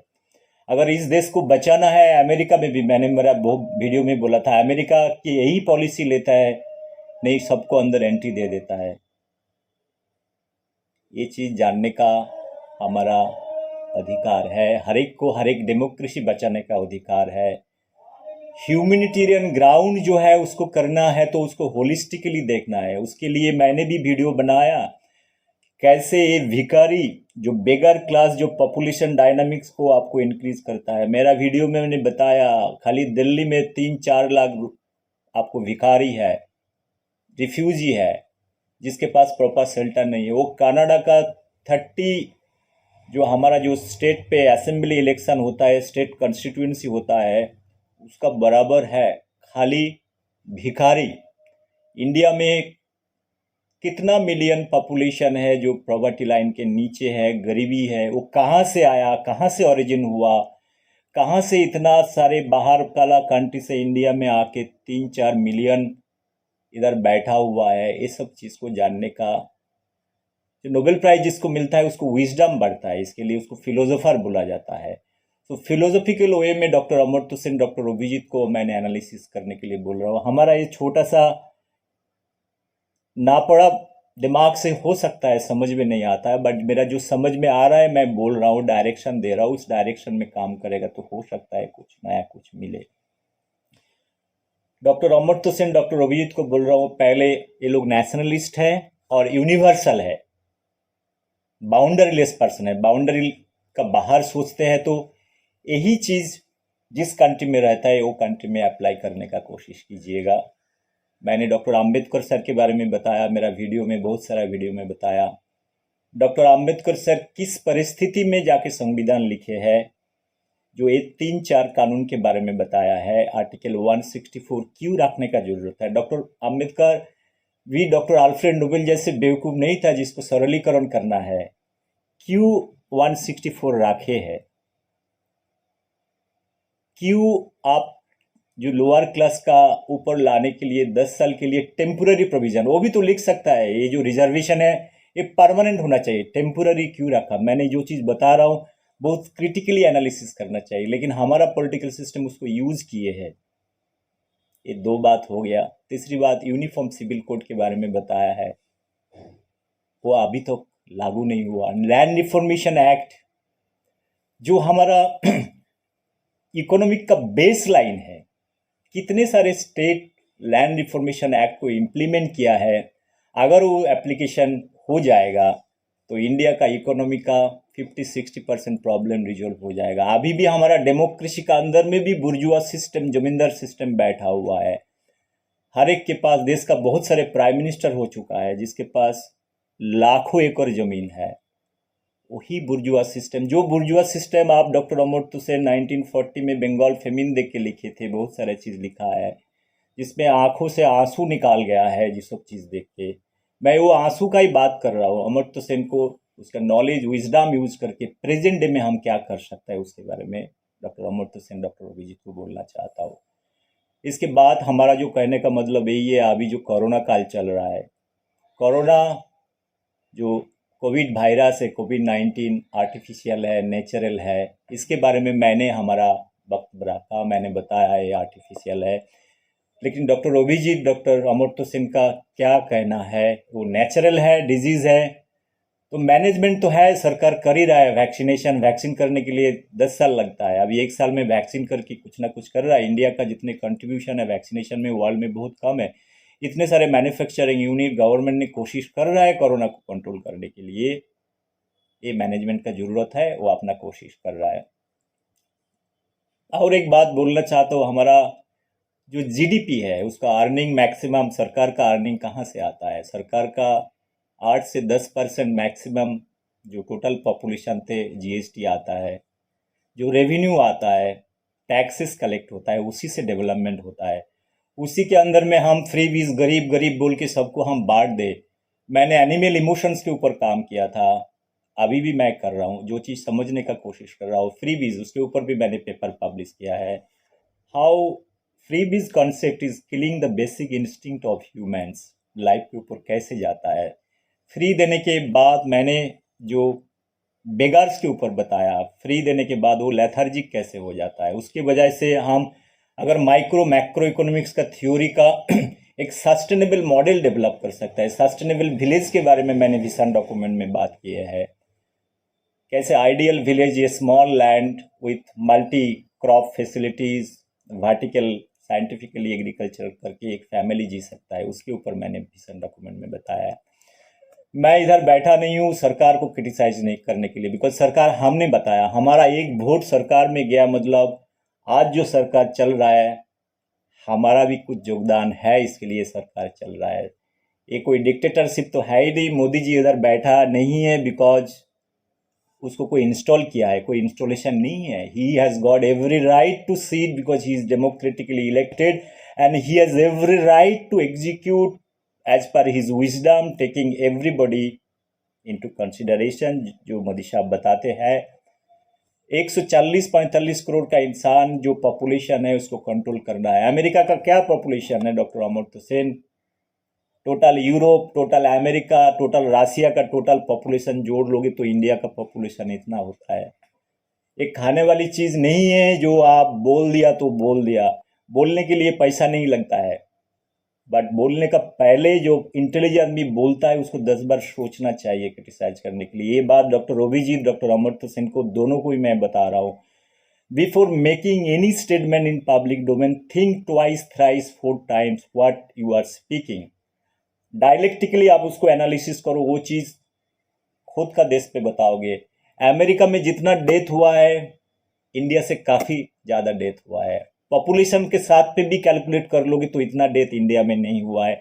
ये स्टैटिस्टिक्स भी आपके पास है, तब भी आप क्रिटिसाइज करते रहते हो। देखिए, क्रिटिसिज्म करना मैं समझता हूँ, क्रिटिसाइज करना है। कोई कॉन्स्टिट्यूशन जला देता है, लाठी पत्थर डाल देता है, जेएनयू कैंपस में आग जलता है, नेशनल फ्लैग को आग जला जाता है, इंडियन कॉन्स्टिट्यूशन को जला दिया जाता है। आर्टिकल 370 का आपका स्टैंड क्या है? आप चाहते हो आर्टिकल 370 फिर से वापस आ जाए? क्या है आपका?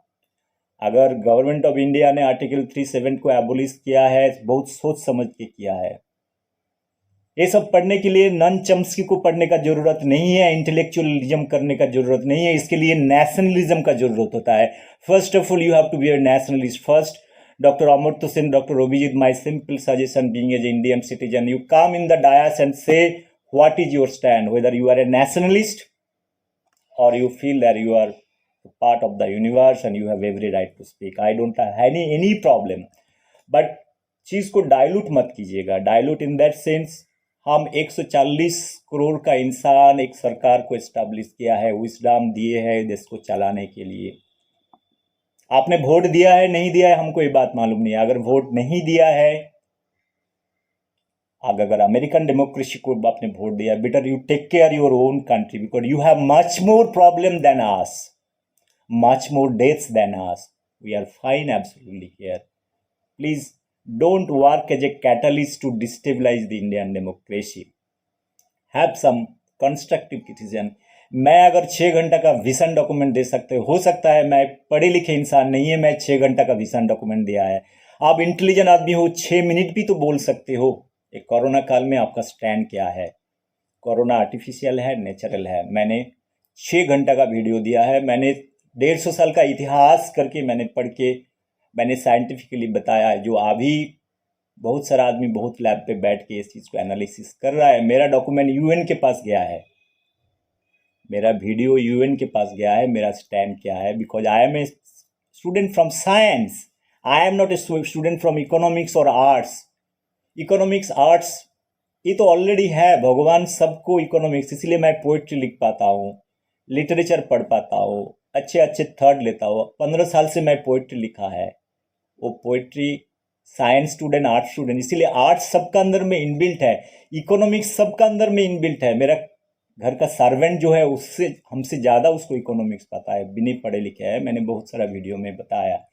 मेरा कहने का मतलब यही है, please criticise, constructive criticism is good. I talk about the JNU. I know JNU well. I dealt with JNU. I dealt with so many professors in JNU because I am a technocrat. I have installed many systems. मैंने बहुत सारा scientist से काम किया है जो बाद में रविंद्र यूनिवर्सिटी का वाइस चांसलर हुआ, जिसमें सुभाष चंद्र बोस जिस जगह से पढ़ाई करके आया था। ये इतिहास का गवाह है। मैं जो चीज़ फिर से बताना चाहता हूँ, I know the system well, how it operates. इसके बारे में भी, जेएनयू के बारे में भी मैंने वीडियो बनाया पर्सनल लेवल में, how and what capacity I have talked while promoting my technologies. मैं ये डिबेट को थोड़ा सा लंबा नहीं खींचना चाहता हूँ, मैं इतना ही बोलना चाहता हूँ। ये इकोनॉमिक साइंस का जो नोबेल प्राइज़ है, बहुत सारा थ्योरी आ रहा है। मैंने ये भी बताया है एक जगह में, डॉक्टर अल्फ्रेड नोबेल ने क्या बोल के गया था, वो बोल के गया था फ्री एंड फेयर सिलेक्शन होना चाहिए। उसमें कौन सा एप्लीकेंट आते हैं पर्टिकुलर ईयर में, कैसे इवोल्यूशन होता है, उसको पब्लिक डोमेन में जानने का सबका अधिकार है। लेकिन 1968-69 में जब इकोनॉमिक साइंस का नोबेल प्राइज़ लिया गया है, मैं डॉक्टर अभिजीत, डॉक्टर अमर्त्य सेन को पूछना चाहता हूँ, why this bank put an additional clause that कहाँ से एप्लीकेशन आएगा, कौन एप्लीकेंट होएगा, वो तो एप्लीकेशन आपने डाल दिया, उसको पब्लिक डोमेन में क्यों नहीं रखा जाएगा? जिसको नोबेल प्राइज़ मिलेगा तो उसको तो हमको पता चल जाते हैं, उसके लिए कोई प्रॉब्लम नहीं है। लेकिन बाकी एप्लीकेशन कहाँ से आया है, उसमें क्लियर कट एडिशनल क्लॉज क्यों डाले हैं? स्वीडिश बैंक से नोबेल फाउंडेशन ने वो डॉक्यूमेंट पड़ी हुई है, जो 50 साल में किसी का जानने का अधिकार नहीं है, जो इकोनॉमिक साइंस में पर्टिकुलर ईयर में कौन कौन एप्लीकेशन किया है।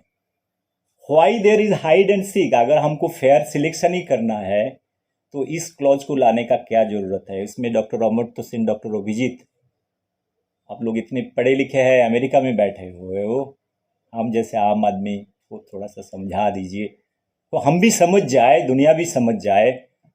और जो नोबेल प्राइज़ के बारे में इतने सारे हाइप है, आपको नोबेल प्राइज़ के बारे में, इकोनॉमिक साइंस के बारे में आपका क्या राय है? आपको खुद नोबेल लॉरिएट समझते हो और इस बैंक का प्राइज़ मिला है in the name of Alfred Nobel, इस हिसाब से सोचते हो? ये स्टैंड भी आप क्लियर कर दीजिए, so that once for all ये मैटर रिजॉल्व हो जाए। नहीं तो गवर्नमेंट ऑफ इंडिया को मैं रिक्वेस्ट करता हूँ, नोबेल फाउंडेशन को लिखे, इसको क्लियर करे। बट मेरा जितना नॉलेज एंड विजडम है, मैंने इस चीज़ को बताया है। मैंने अभी लास्ट अंत में जो चीज़ बोलना चाहता हूँ, आपका जो माइक्रो इकोनॉमिक्स, मैक्रो इकोनॉमिक्स का थ्योरी आप गरीब लोग को दोगे, तो मैं भी बहुत सारे थ्योरी बताया। गरीब को आप 500 रुपया को दोगे तो वो 300 रुपया का अल्कोहल में स्पेंड कर देता है, बिकॉज आप पैसा देने के बाद देखते नहीं हो जो पैसा क्या करता है। वो सोजा सीधा दारू का दुकान में जाते हैं, ठेक पे जाते हैं, जुआ का अड्डा में जाते हैं। इस तरह से गरीब को, लोअर क्लास को पैसा देने का कोई मतलब नहीं है। इससे उसको और हम लोग सोचने का, दिमाग को पैरालाइज कर देते हैं सब चीज़। इससे अच्छा एक सस्टेनेबल मॉडल डेवलपमेंट के, उसको काम करने का अधिकार देना है। आप काम करो, अर्न करो, वैल्यू समझो।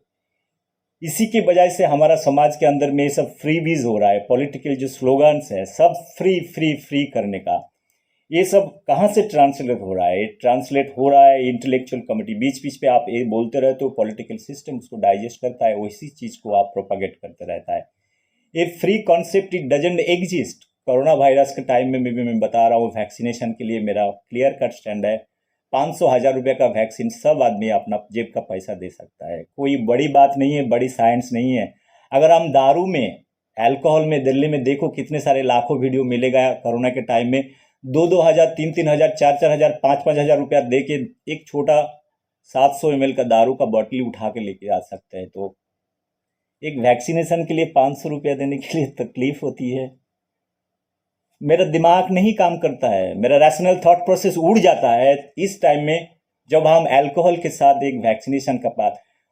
अल्कोहल खरीदने के लिए सरकार स्पॉन्सर नहीं करता है, लो बाबा तुमको दारू पीने का मन हुआ तो चलो आप 5,000 रुपया देता हूँ, 10,000 रुपया देता हूँ, दारू लेके आओ। अभी दवाई के टाइम में इतना क्यों ह्यू एंड क्राई? मैं सरकार को यही सजेशन दिया है, अभी वैक्सीनेशन हो रहा है, वो प्रोडक्शन को थोड़ा सा बढ़ा दीजिए। 140 करोड़ पॉपुलेशन को आपको इंजेक्ट करना है। जैसे मेरे को एक ही टाइम वैक्सीनेशन मिला, डर के रहता हूँ भाई दूसरा वैक्सीनेशन कब मिलेगा, नहीं मिल रहा है। मेरा फैमिली के साथ हो गया, मेरा पिताजी माताजी का डेथ हो गया, इतने सारी चीज़ बोल रहा हूँ।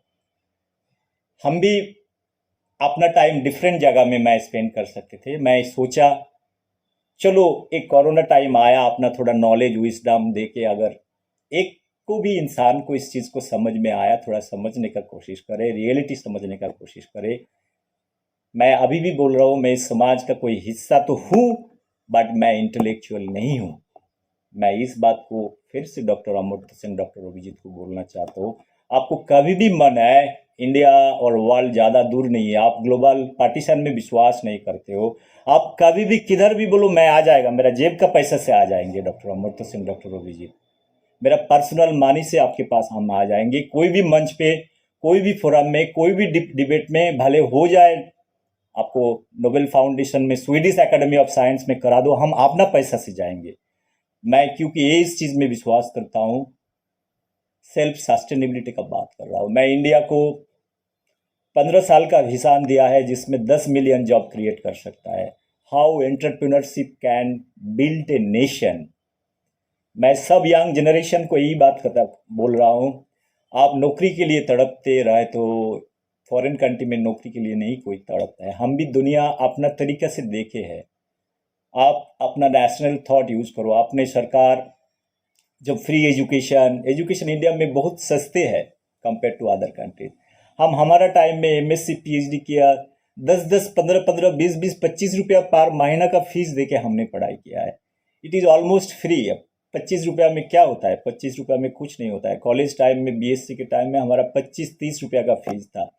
यूनिवर्सिटी में जाके 100 रुपया महीना का फीस हुआ। पीएचडी 500 रुपया हुआ। एमबीए किया 10-15-20 हज़ार रुपया में हमने एमबीए कर लिए है। बात बाकी खाने पीने जीने के लिए तो सबको जीना है, तो आपको तो लगेगा, वो तो कांस्टेंट है ही। बट एजुकेशन में हम लोग इतना पैसा नहीं बियर करते हैं। आपको मान के चलो, तब भी आपको एक एजुकेशन मिला है तो आप खुद भी कुछ कर सकते हो। एंटरप्रेन्योरशिप प्रोग्राम की का बात किया है। इंडिया में आपको जो टोटल आपका जो ह्यूमन रिसोर्सेस है, इंटेलिजेंट पीपल है, जो क्वालिफाइड इंजीनियर्स है, वो मिलियंस है। उससे हम अगर एंटरप्रेन्योरशिप का प्रोग्राम, मैंने बताया है मेरा विजन इंडिया डॉक्यूमेंट में, मैं उसमें ज़्यादा नहीं जा रहा हूँ, अगर उसको मैंने अप्लाई करे, अगर कुछ एंटरप्रेन्योर 1 मिलियन एंटरप्रेन्योर बना रहा है, वो अगर 10-20 नौकरी देता है, कितने मिलियन नौकरी आप क्रिएट कर सकते हो। गवर्नमेंट को प्लेटफॉर्म क्रिएट करना चाहिए। इसके बाद सिमिलर है, आपको मेडिकल सेक्टर में भी ये सब चीज़ हम कर सकता है। बहुत सारा फील्ड है। मैंने इकोनॉमी का रिफॉर्म के बारे में बात किया है, जो प्राइवेटाइजेशन के बारे में बात किया है, एयर इंडिया जैसे ऑर्गेनाइजेशन के बारे में बात किया। उसको सस्टेनेबल करने के लिए मेरा बहुत सारे ऑप्शन मैंने दिए हैं, कैसे उसको सस्टेनेबल कर सकता है। मैंने ये भी बताया है कैसे आपको इलेक्शन प्रोसेस को चेंज कर सकता है। Election process every year 1,50,000 crore रुपया 5 साल में इलेक्शन कमीशन ऑफ इंडिया खर्चा करता है। मैंने बोला उसको मॉडर्नाइजेशन करके ऑटोमेटिक कर दोगे तो आप 50,000 करोड़ में आपको कहानी ख़त्म कर सकते हो। आप 1 लाख करोड़ रुपया आपने बचा सकते हो। वो पैसा जो बचे हुए है, money saving is money earning, वो पैसा आप समाज का बहुत सारे चीज़ में आप अप्लाई कर सकते हो। ये मेरा सलाह है गवर्नमेंट ऑफ इंडिया के। डॉक्टर अभिजीत को मेरे को थोड़ा सा बात करना है। मेरे से क्या 10-15 साल आप बड़े हो गए, मेरा बड़ा भाई है, ये समझ के चलो। आप इकोनॉमिक साइंस का स्टूडेंट है, मैं बायोलॉजिस्ट हूँ, मैं टेक्नोक्रेट हूँ। मेरे पास 10 टेक्नोलॉजी है। मैंने बताया है मैं 10 टेक्नोलॉजी से इंडिया का वर्ल्ड में इकोनॉमी में नया क्रॉप, नया डेवलपमेंट, ग्लोबल वार्मिंग के ऊपर बहुत सारा चीज़ मैंने डेवलप किया। ओन टेक्नोलॉजी है जिसमें नया क्रॉप प्रोडक्टिविटी करके हमने अगर यूज़ कर रहा है। मैंने कम से कम 3-4 हज़ार साइंटिस्ट के साथ इंटरेक्ट कर रहा हूँ। इंडिया में ग्लोबली 70 इंस्टीट्यूट में हमने काम किया है। ये सब सिस्टम सिमुलेशन मॉडल का अंदर में आता है, हमने खुद डेवलप किया। बहुत सारे जगह से मैंने सीखा है, सीखने के बाद ये सब एस्टेब्लिशमेंट किए हैं। मेरा सिंपल कहने का मतलब ये है, ये टेक्नोलॉजी अगर ये मॉडल यूज़ करे, साइंटिफिक ऑलरेडी यूज़ कर रहा है, उससे काफ़ी सारे क्रॉप प्रोडक्टिविटी डेवलपमेंट हो रहा है, नया वेराइटीज़ हो रहा है, जो ग्लोबल वार्मिंग को काउंटर करने के लिए किया है। मैंने पूरा इतिहास 100 साल का पढ़ा है, जितने को नोबेल प्राइज़ मिला ऑन ग्लोबल वार्मिंग, मैंने सब कुछ देखा है। जैसे एल गोर को, डॉक्टर आर के पाचौरी को, बाकी सारे साइंटिस्ट कार्बन टैक्स के बारे में बताया। मैं बाद में ये सब बात करेंगे। मैंने हर एक थ्योरी को अप्लाई किया है। मैं एनिमल बिहेवियर को स्टडी किया है, कैट मॉडल के ऊपर, इमोशंस के ऊपर स्टडी किया, ऑक्सन थ्योरी के ऊपर मैं थोड़ा स्टडी कर रहा हूँ। हर एक चीज़ को कंपाइल करके एक सस्टेनेबल मॉडल मैं देना चाहता हूँ। ये मेरा विजन है। इसमें कोई माने नहीं माने उससे मेरे को कोई लेना देना नहीं है। आप आईजेपल लैब ने किया है। मैं आपका बात में आता हूँ। आपको नोबेल प्राइज मिला, आप 2002, 3, 4 साल में आईजेपल लैब ने आपने एस्टेब्लिश किया। प्रॉवर्टी एलिवेशन लैब आपने एस्टेब्लिश किया। बहुत अच्छी विजन है। प्रॉवर्टी एलिवेट भी हो सकता है, लैब इरेडिकेशन होता है लैब का अंदर से, आप सोच सकते हो। बहुत बड़ी बात है आपका सोच। मैंने सब कुछ पढ़ा वेबसाइट पे। आपको नोबेल प्राइज भी मिला है। 2018-19 में आपको नोबेल प्राइज मिला।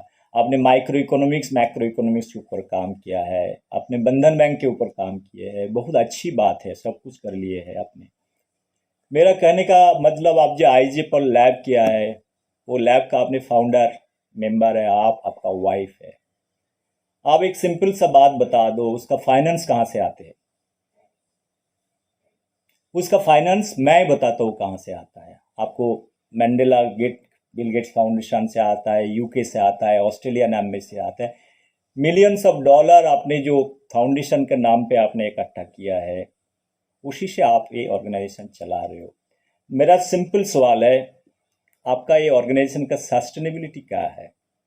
आप सेल्फ सस्टेन नहीं हो। ये फंडिंग आपने ये बेगिंग पॉलिसी से, मेरा कहने का मतलब, I am using because I made a video, I want to keep this begging philosophy.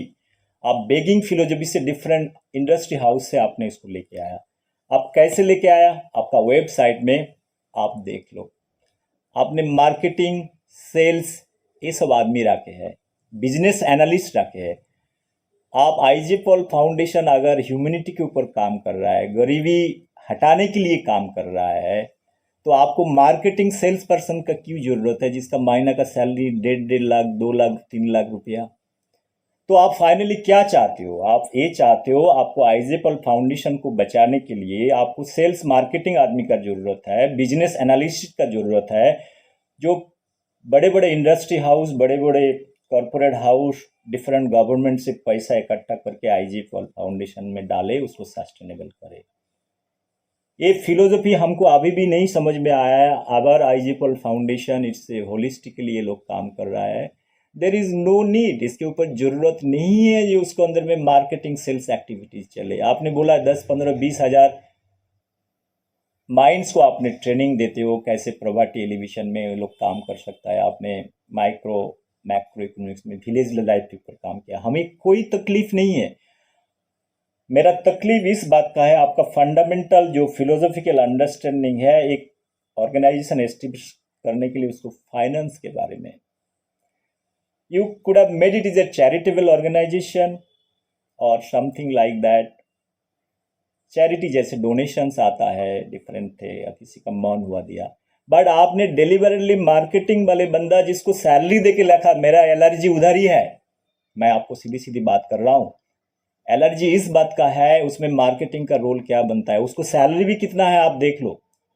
अगर किसी को साल में 30 लाख रुपया, 35 लाख रुपया सैलरी दे रहे हो, मतलब कोई आलतू फालतू बच्चे को नहीं रख रहे हो। मेरे को वो भी मालूम है, इस लैब का कौन सा सीईओ है, उसका सब कुछ मालूम है। मैं डिटेल में नहीं जाना चाहता हूँ। Doctor Abhijit and your respected wife and other friends and colleague, जिसको नोबेल प्राइज आपको मिला है। आपको नोबेल प्राइज कोई छीन नहीं ले रहा है, हम भी नहीं छीन रहा है, लेकिन आप इंडिया में आते हो, सिस्टम को क्रिटिसाइज करते हो। ये मेरे को थोड़ा सा तकलीफ होती है। तकलीफ इस बात का होती है, जब खुद का देखना होता है। आपको पता है आईजीएपल फाउंडेशन का, प्रॉपर्टी एलिवेशन लैब का, आपने कहाँ से फंडिंग लेना है।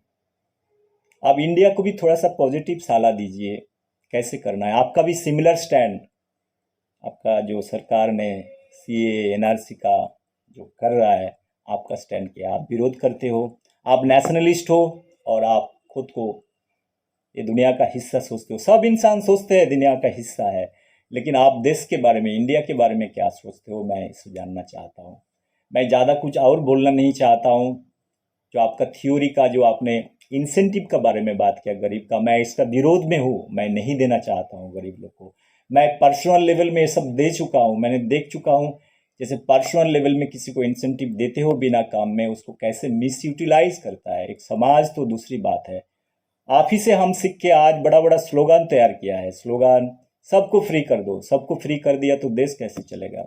अगर हम सो रहे हैं, मेरा नेवर सो रहा है, नेवर का नेवर सो रहा है, सब सोच रहा है सुबह में नाश्ता हो जाएगा, सुबह में खाना आ जाएगा, लंच हो जाएगा, डिनर हो जाएगा, लेकिन करेगा कौन? हमारा सर्वेंट भी ऐसा ही सोचेगा, सब कुछ चला जाएगा तो कैसे चलेगा? लेकिन आपका स्टैंड क्लियर करना बहुत ज़रूरी है। फाइनली जो बात हम बोलना चाहता है बहुत सिंपल है। अभी इंडिया में जो इलेक्शन हो रहा है, आप ही का स्लोगन लेके हम लोग काफ़ी सारे चीज़ कर रहा है। ये फ्री वीज़ का बात कर रहा है, उसी का माउथ पीस है। पॉलिटिकली ये सब चीज़ दिखाया जाता है नाम करने के। मैं नाम नहीं लेना चाहता हूँ। ये फ्री वीज़ कॉन्सेप्ट कितना डेंजरस है, कितना घातक है, ये तो बात का बात ही बताएगा।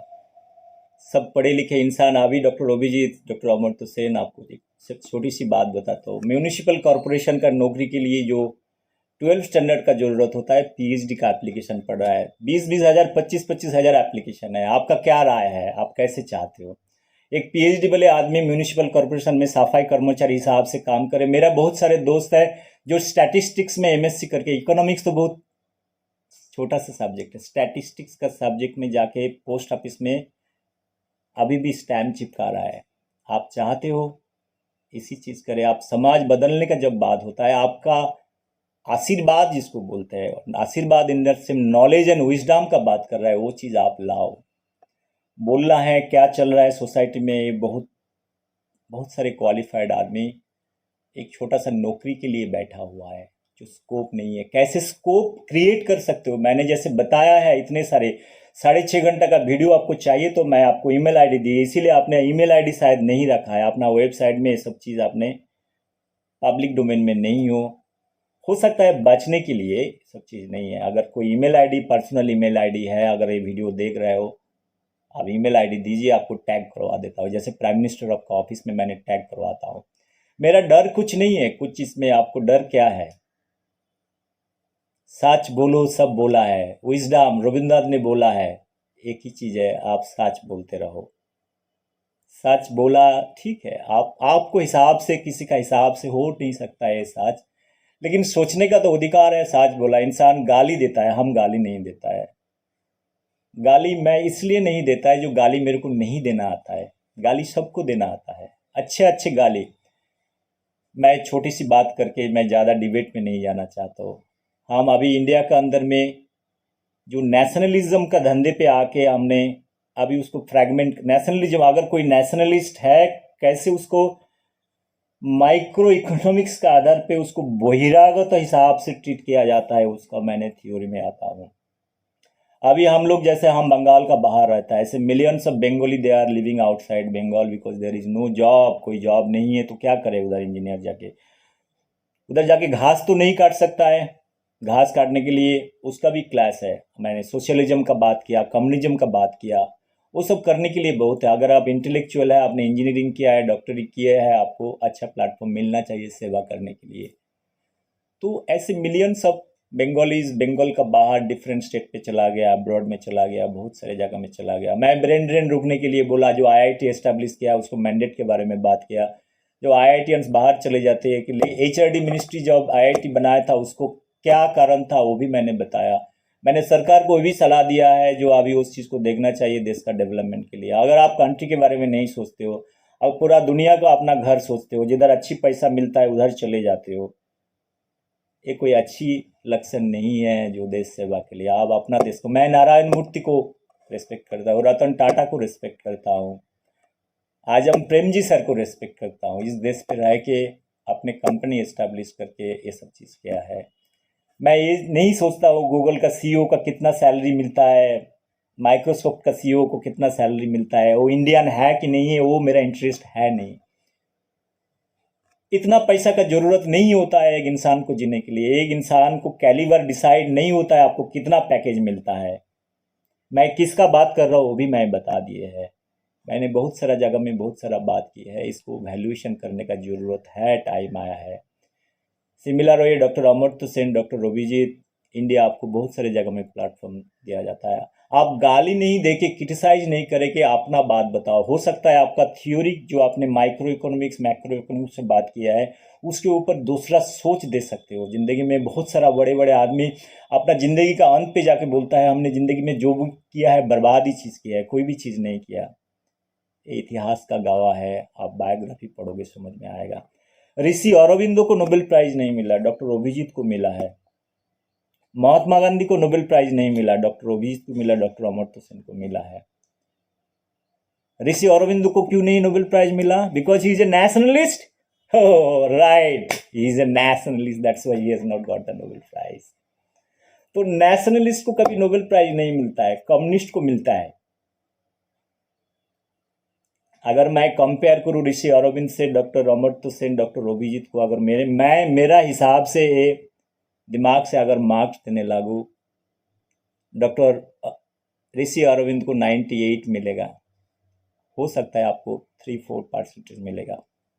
समाज का एंगल से इंटेलेक्चुअल युक्त तो सब कर लेता है। मैं टैगोर के ऊपर बहुत सारे बात किया है।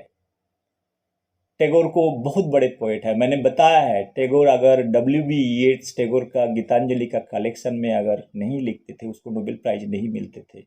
इंट्रोडक्शन, आप पोएट्री को बांग्ला से इंग्लिश में ट्रांसलेट नहीं करता हो। फर्स्ट ऑफ ऑल पोएट्री कोई क्रिएशन, कोई ट्रांसलेशन होता ही नहीं है। W.B. येट्स लिख दिया, ठीक है। टैगोर को 1913 में नोबेल प्राइज मिला, इज्जत है as a Bengali, I respect him. But Rabindranath Tagore का जो फिलोसॉफिकल आइडियोलॉजिकल जो है, रविंद्रनाथ खुद को डिसाइड नहीं कर पाया अपना ज़िंदगी में।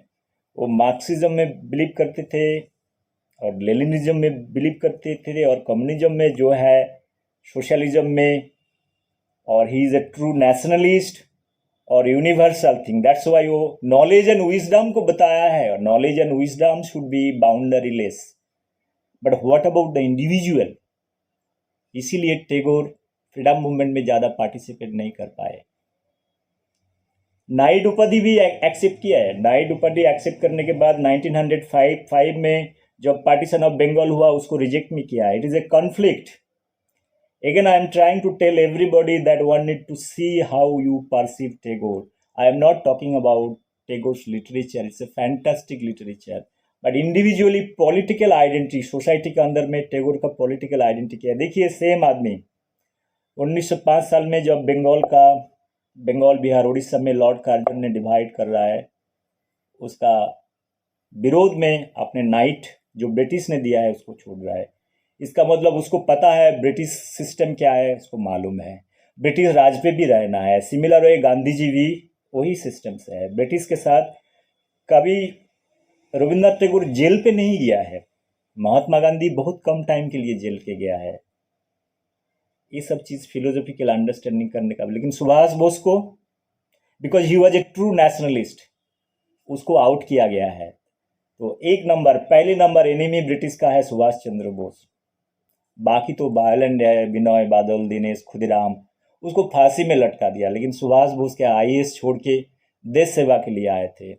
1934-35 में त्रिपुरी कांग्रेस में, जो कांग्रेस में हुआ, इलेक्ट हुआ था, लेकिन उसमें महात्मा गांधी ने पट्टोबिया सीतारामैया का लगाया, उसको हराने के बावजूद भी सुभाष बोस छोड़ के क्यों उसको कांग्रेस का प्रेसिडेंट नहीं बनाया? क्यों दल छोड़ के उसको खुद का पार्टी फॉरवर्ड ब्लॉक डेवलप किया है? वो इतिहास में जाने का मैं सबको बात कर रहा हूँ। इसको कोरिलेशन करने का आज जरूरी है इस बात का, जो सुभाष बोस को हम इतिहास जो नेगलेक्ट किया है। क्यों सुभाष बोस का जो प्लेन क्रैश का कहानी, उसके मतलब में मैंने 2 घंटा का वीडियो बनाया। जो प्लेन क्रैश का जो कहानी जो हाइपोथेटिकल है, उसके बारे में भी हमने बात की है। कैसे इंडिया को फ्रीडम एट द मिडनाइट करके लॉर्ड माउंटबेटन सब मिल के जो पार्टीशन किए हैं, उसका इतिहास क्या है जानने का है। मैं डॉक्टर अभिजीत, डॉक्टर अमर्त्य सेन को इसी बात पे आने के लिए बोल रहा हूँ। ये होलिस्टिकली आपको देखना चाहिए। समाज के ऊपर हम अगर बदल करना है, बदल डालना है, इसको सोचना है, हमको डीपर एनालिसिस का ज़रूरत है। आज का इतिहास में, आज का इतिहास रिराइट करना है। डॉक्टर श्यामा प्रसाद मुखर्जी का क्या रोल है, ये सब चीज़ को हमें जानने का कोशिश कर रहा हूँ। मैं अंत पे एक छोटी सी चीज़ बोल के ये वीडियो ख़त्म करना चाहता हूँ। मैंने इंडियन कॉन्स्टिट्यूशन के बारे में बताया है, मैंने डॉक्टर बाबा साहब अम्बेडकर के नाम भी बताया है, वो कॉन्स्टिट्यूशन का चेयरमैन था। देखिए, हर एक इंसान अपना लाइफ पे कुछ भी चीज़ करता है, जो सेंसिबल पर्सन है ऐसा ही नहीं करते हैं। डॉक्टर अम्बेडकर जब 1949 में चेयरमैनशिप के डॉक्टर राजेंद्र प्रसाद में साइन किया था, मैंने जो 4 बात किए हैं, जो कॉन्स्टिट्यूशन में लिखा है, 164 आर्टिकल, आपका land reformation act,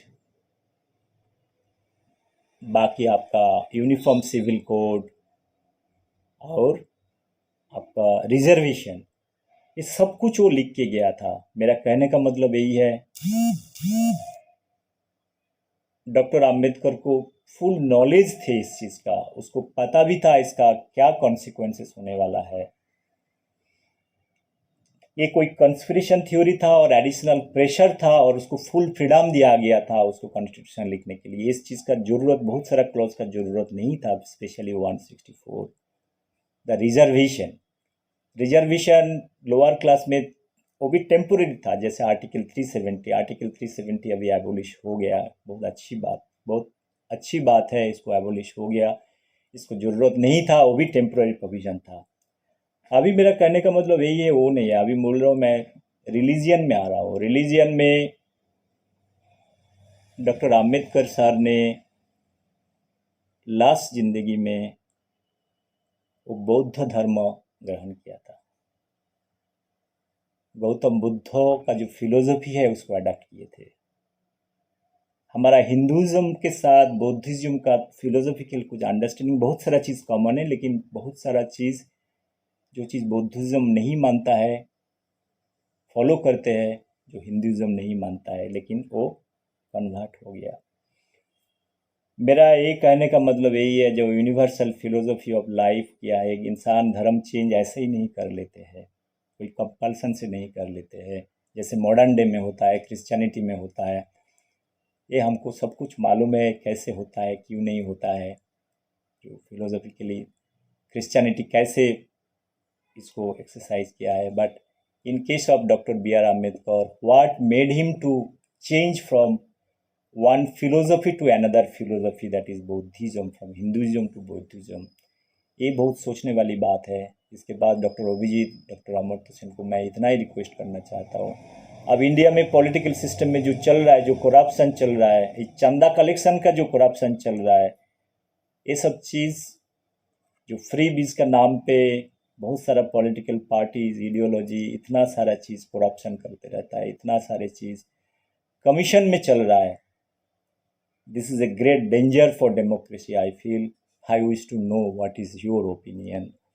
So I wish ये वीडियो बहुत लंबा नहीं खींचा, मेरा वीडियो बहुत लंबा हो जाता है, इस कारण से मैं कभी कोई स्क्रिप्ट नहीं रखता हूँ। अगर डॉक्टर अभिजीत को इस बात में सही लगे, बीइंग एज ए बड़ा भाई, Amartya Sen is very older to me, मेरा पापा से भी बड़े हैं, मैं आपको इज्जत करता हूँ, आपको किताब बहुत प्यार से पढ़ता हूँ। आज क्रिटिसाइज कर रहा हूँ, people say that you are criticise कर रहा है, मैं कंस्ट्रक्टिव क्रिटिसिज्म कर रहा हूँ, बिकॉज मैं साइंस छोड़ के, अपना सब कुछ छोड़ के जब कोई चीज़ में टाइम दे रहा हूँ, इसका मतलब मेरा समाज को जानने का है, because you are the torch bearer of this society. अगर टॉर्च राइट टॉर्च ले रहा है और रॉन्ग टॉर्च ले रहा है हाथ पे, ये भी जानने का हमारा अधिकार है। मैं ऐसे अंधे नहीं हूँ जो कोई भी चीज़ हमारे ऊपर पकड़ा देंगे तो मैं उसको लेके चलते रहेंगे।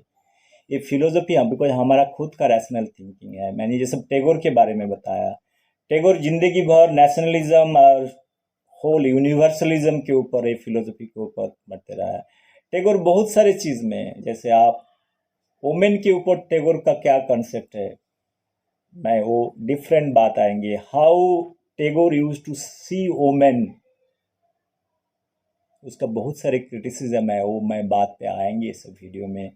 मैं ज़्यादा, इतिहास बहुत लंबा है हमारा, इतिहास जैसे कॉकटेल जैसे है, ये न्यूरल नेटवर्क जैसे है, कैओस थ्योरी जैसे है। कोई भी चीज़ में आप जाओगे तो आपको कोरिलेशन करना मुश्किल होता है। हिस्ट्री, फिलोसफी, साइंस, आर्ट, 2000 साल का इतिहास इकट्ठा करेंगे तो आपको इसको कोरिलेट करके एक जगह में पहुंचाना मुश्किल है। जैसे मैंने कोरोना के बारे में बताया, मैंने सब कुछ बताया जो चीज़ है, first world war, second world war, gulf war को एनालिसिस करके बताया। इस जो बायोलॉजिकल वॉर हो रहा है आज से 30 साल पहले मेरा पोइट्री में मैं बोल के गया, कैसे बोल के गया, सब कुछ किया। जो बायोलॉजिकल वॉर हो रहा है ये आर्टिफिशियल हमको समझ में नहीं आ रहा है, लेकिन मैं उसको चीज़ को एक एक चीज़ को खोल के मैंने बताया। वो वीडियो है, किसी का इंटरेस्ट है देख सकता है।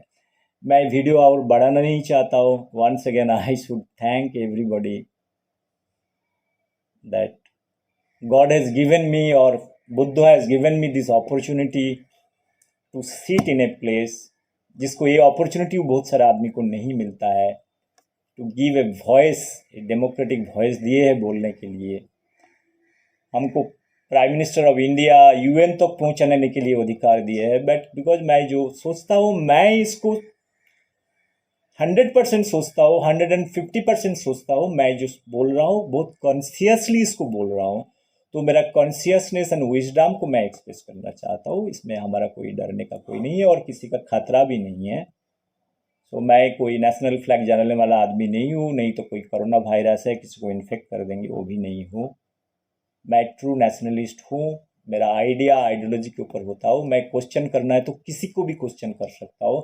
आंसर देना नहीं देना आपका बात है, एक डायस पे आना नहीं आना है आपका बात है। अगर अपॉर्चुनिटी मिलेगा आएगा, जरूर आएंगे, बात करेंगे।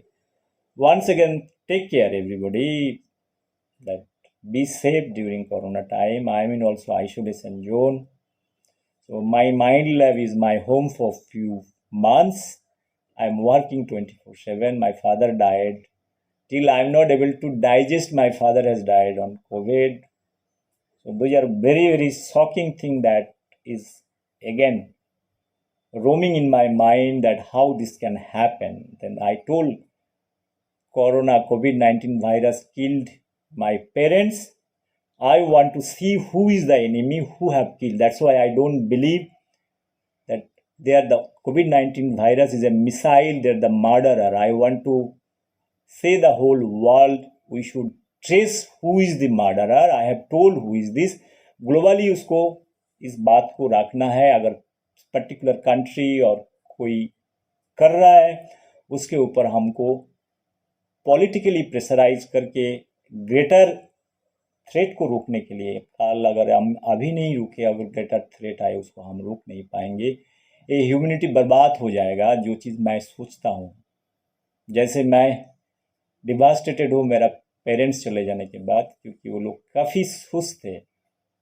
आर्टिफिशियल कोरोना अगर किसी को लेके गया, बॉडी भी नहीं मिला, जैसे इमोशनल बात है, वो भी मैं वीडियो बनाया। जो बॉडी देना चाहिए 3 दिन 4 दिन आप रखो, फ्रीजिंग का पैसा लो। मैं बायोलॉजी का स्टूडेंट हूँ। कोरोना बॉडी से जब सब मर जाएगा तो बॉडी को दे दो। ये मेरा पापा मम्मी है, वो बॉडी मेरे को मिलना चाहिए। ये स्टेट का कोई प्रॉपर्टी नहीं है, जो हम बार बार ये चीज़ बता रहा हूँ। आप जिंदगी भर तो स्टेट तो कोई इंडिविजुअल को देखते नहीं है, उसको नौकरी मिला नहीं मिला। किसी को मरने के बाद आप कोविड का बजाय से वैसे उसको बॉडी उठा के दूसरी जगह में जला देते हो। क्या जब जिंदा रहता है सोचते नहीं हो? तो अभी आप पॉलिटिकल पार्टी का जो अनाउंसमेंट आता है, मरने के बाद भी सड़क में पैसा पहुंचाएंगे। मैं इसके लिए बोलता हूँ, I am a rational thinker. मैं डिबेट को ज़्यादा खींचना नहीं चाहता हूँ। खींचना है, किसी को मन है, मैं 10 घंटा का वीडियो बना सकता हूँ, एक एक चीज़ को मैं एनालिसिस कर सकता हूँ। मैं नहीं जाना चाहता हूँ। I am happy the way I am. मेरे साथ मेरा पापा मम्मी को जो किए है सरकार, सही चीज़ नहीं किया। सरकार के पास फ्रीजिंग सिस्टम नहीं है। कौन सा डेमोक्रेसी हम चला रहा है जो आप एक फ्रीजिंग सिस्टम नहीं रख सकते हो, बॉडी देने के लिए सही तरीका नहीं कर सकता है। आप एक डेड बॉडी किसी का बाप माँ का होता है, उसमें इमोशनल अटैचमेंट रहता है। फ्रीजिंग का पैसा लो, कितना पैसा चाहिए आप ले लो। आपको फ्रीजर चाहिए, फ्रीजर रखो, उसका चार्ज ले लो। अब फ्री में कुछ नहीं करना है, लेकिन पॉलिटिक्स नहीं करना है। अगर 70-80 साल कोई जी के रहता है, सरकार क्या देता है उसको? नौकरी नहीं देता है, कुछ नहीं देता है, वो अपना तरीका से वो जीता है इंडिपेंडेंटली। जैसे रविन्द्रनाथ को टैगोर मिला, सोसाइटी से उसको कुछ नहीं मिला है। ये बात तो सही है ना? आज रविन्द्रनाथ हमारा है, रविन्द्रनाथ हमारा है, रविन्द्रनाथ हमारा है, इसको लेके क्या करना है? रविन्द्रनाथ अपना तरीका से स्ट्रगल किया है। मैंने बोला है उसका जो कॉन्फ्लिक्ट है, अपना जमींदार फैमिली से बिलोंग करता है, इसके बाद वो कम्युनिज्म फिलोसफी में विश्वास करना चाहता है, फिलोसफिकल इंटरप्रिटेशन द्वंद में सारा जीवन जिंदगी भर वो भोग चुका है, वो अपना तरीका से जिया है। जितने सारे नोबेल लॉरिएट का बायोग्राफी साइंस से पढ़ लो, इंडिविजुअल कैपेसिटी से आया। साइंस कोई सोसाइटी नहीं बोला जो आप भाई आपको आप नोबेल प्राइज मिलोगे आज से तुमको फीड करता हूँ, इस तरह से नहीं होता है। आज इतना सारा चीज़ मैं बता रहा हूँ, इंडिया में जो राइट पीपल, राइट इंटेलेक्चुअल है, हम उसको इज्जत नहीं देते हैं। हम फालतू चीज़ों में टाइम बर्बाद करते हैं, हाइप करता है। इसको रोकना चाहिए, रियलिटी में आना चाहिए। रियलिस्टिक ढंग से इसको सोचना चाहिए, प्रैक्टिकल अप्रोच होना चाहिए, इमोशंस हटा देना चाहिए। जैसे आर्टिकल 164, अगर आप डेमोक्रेटिकली इलेक्ट होके नहीं आया, आप इमोशंस का बात करते हो, ह्यूमैनिटी का बात करते हो, लॉजिक का बात करते हो, मोरालिटी का बात करते हो। मैं अगर हार गया, मेरा क्या मोरालिटी रह गया? मैं फिर आके चीफ मिनिस्टर बन जाओ, देश का प्राइम मिनिस्टर बन जाओ, आर्टिकल 164 का बैकडोर एंट्री देके। नहीं नहीं नहीं, मैं ये सब चीज़ करने नहीं वाला। मैं कोई भी देश का प्राइम मिनिस्टर मेरे को अगर आज बोलेगा भाई बिना इलेक्ट में तुमको देश का प्राइम मिनिस्टर बना रहा हो, मैं बोलेगा थैंक यू वेरी मच। अगर मेरे को पॉलिटिक्स करना है, मैं आएंगे, फाइट करेंगे, जीतेंगे। अगर मेरे को पार्टी ने इलेक्ट किया है, मैं जाके करेगा। ये सब चीज़ नहीं करने वाला हूँ मैं। I am a strong believer of certain things. मैं इतना ही समझता हूँ, आपका प्रैक्टिकल लाइफ पे बिलीव नहीं करोगे, उस चीज़ को कोई मतलब नहीं है। संत और मर्डरर के अंदर में फ़र्क नहीं। एक संत होता है, एक फिलोसोफर होता है, एक जगह में बैठ के अच्छी बात करते हैं, हम सुनते हैं। अगर मैं इस संत की जगह में एक मर्डरर को बैठा दूँ, उसको बैकग्राउंड में 10-20 मर्डर कर चुका है, वही फिलोसफी वो बताए, आप उसको एक्सेप्ट करोगे नहीं करोगे? मैं इस बात को बोल के मेरा डिबेट ख़त्म करना चाहता हूँ। मैं सोचने के लिए थॉट दे रहा हूँ, अभी भी मैं बोल रहा हूँ। एक फिलोसोफर है जो अच्छी फिलोसफी का बात करता है, 20 आदमी 50 आदमी सामने सुनते हैं, उसको इज्जत करते हैं, उसको हर एक बात को।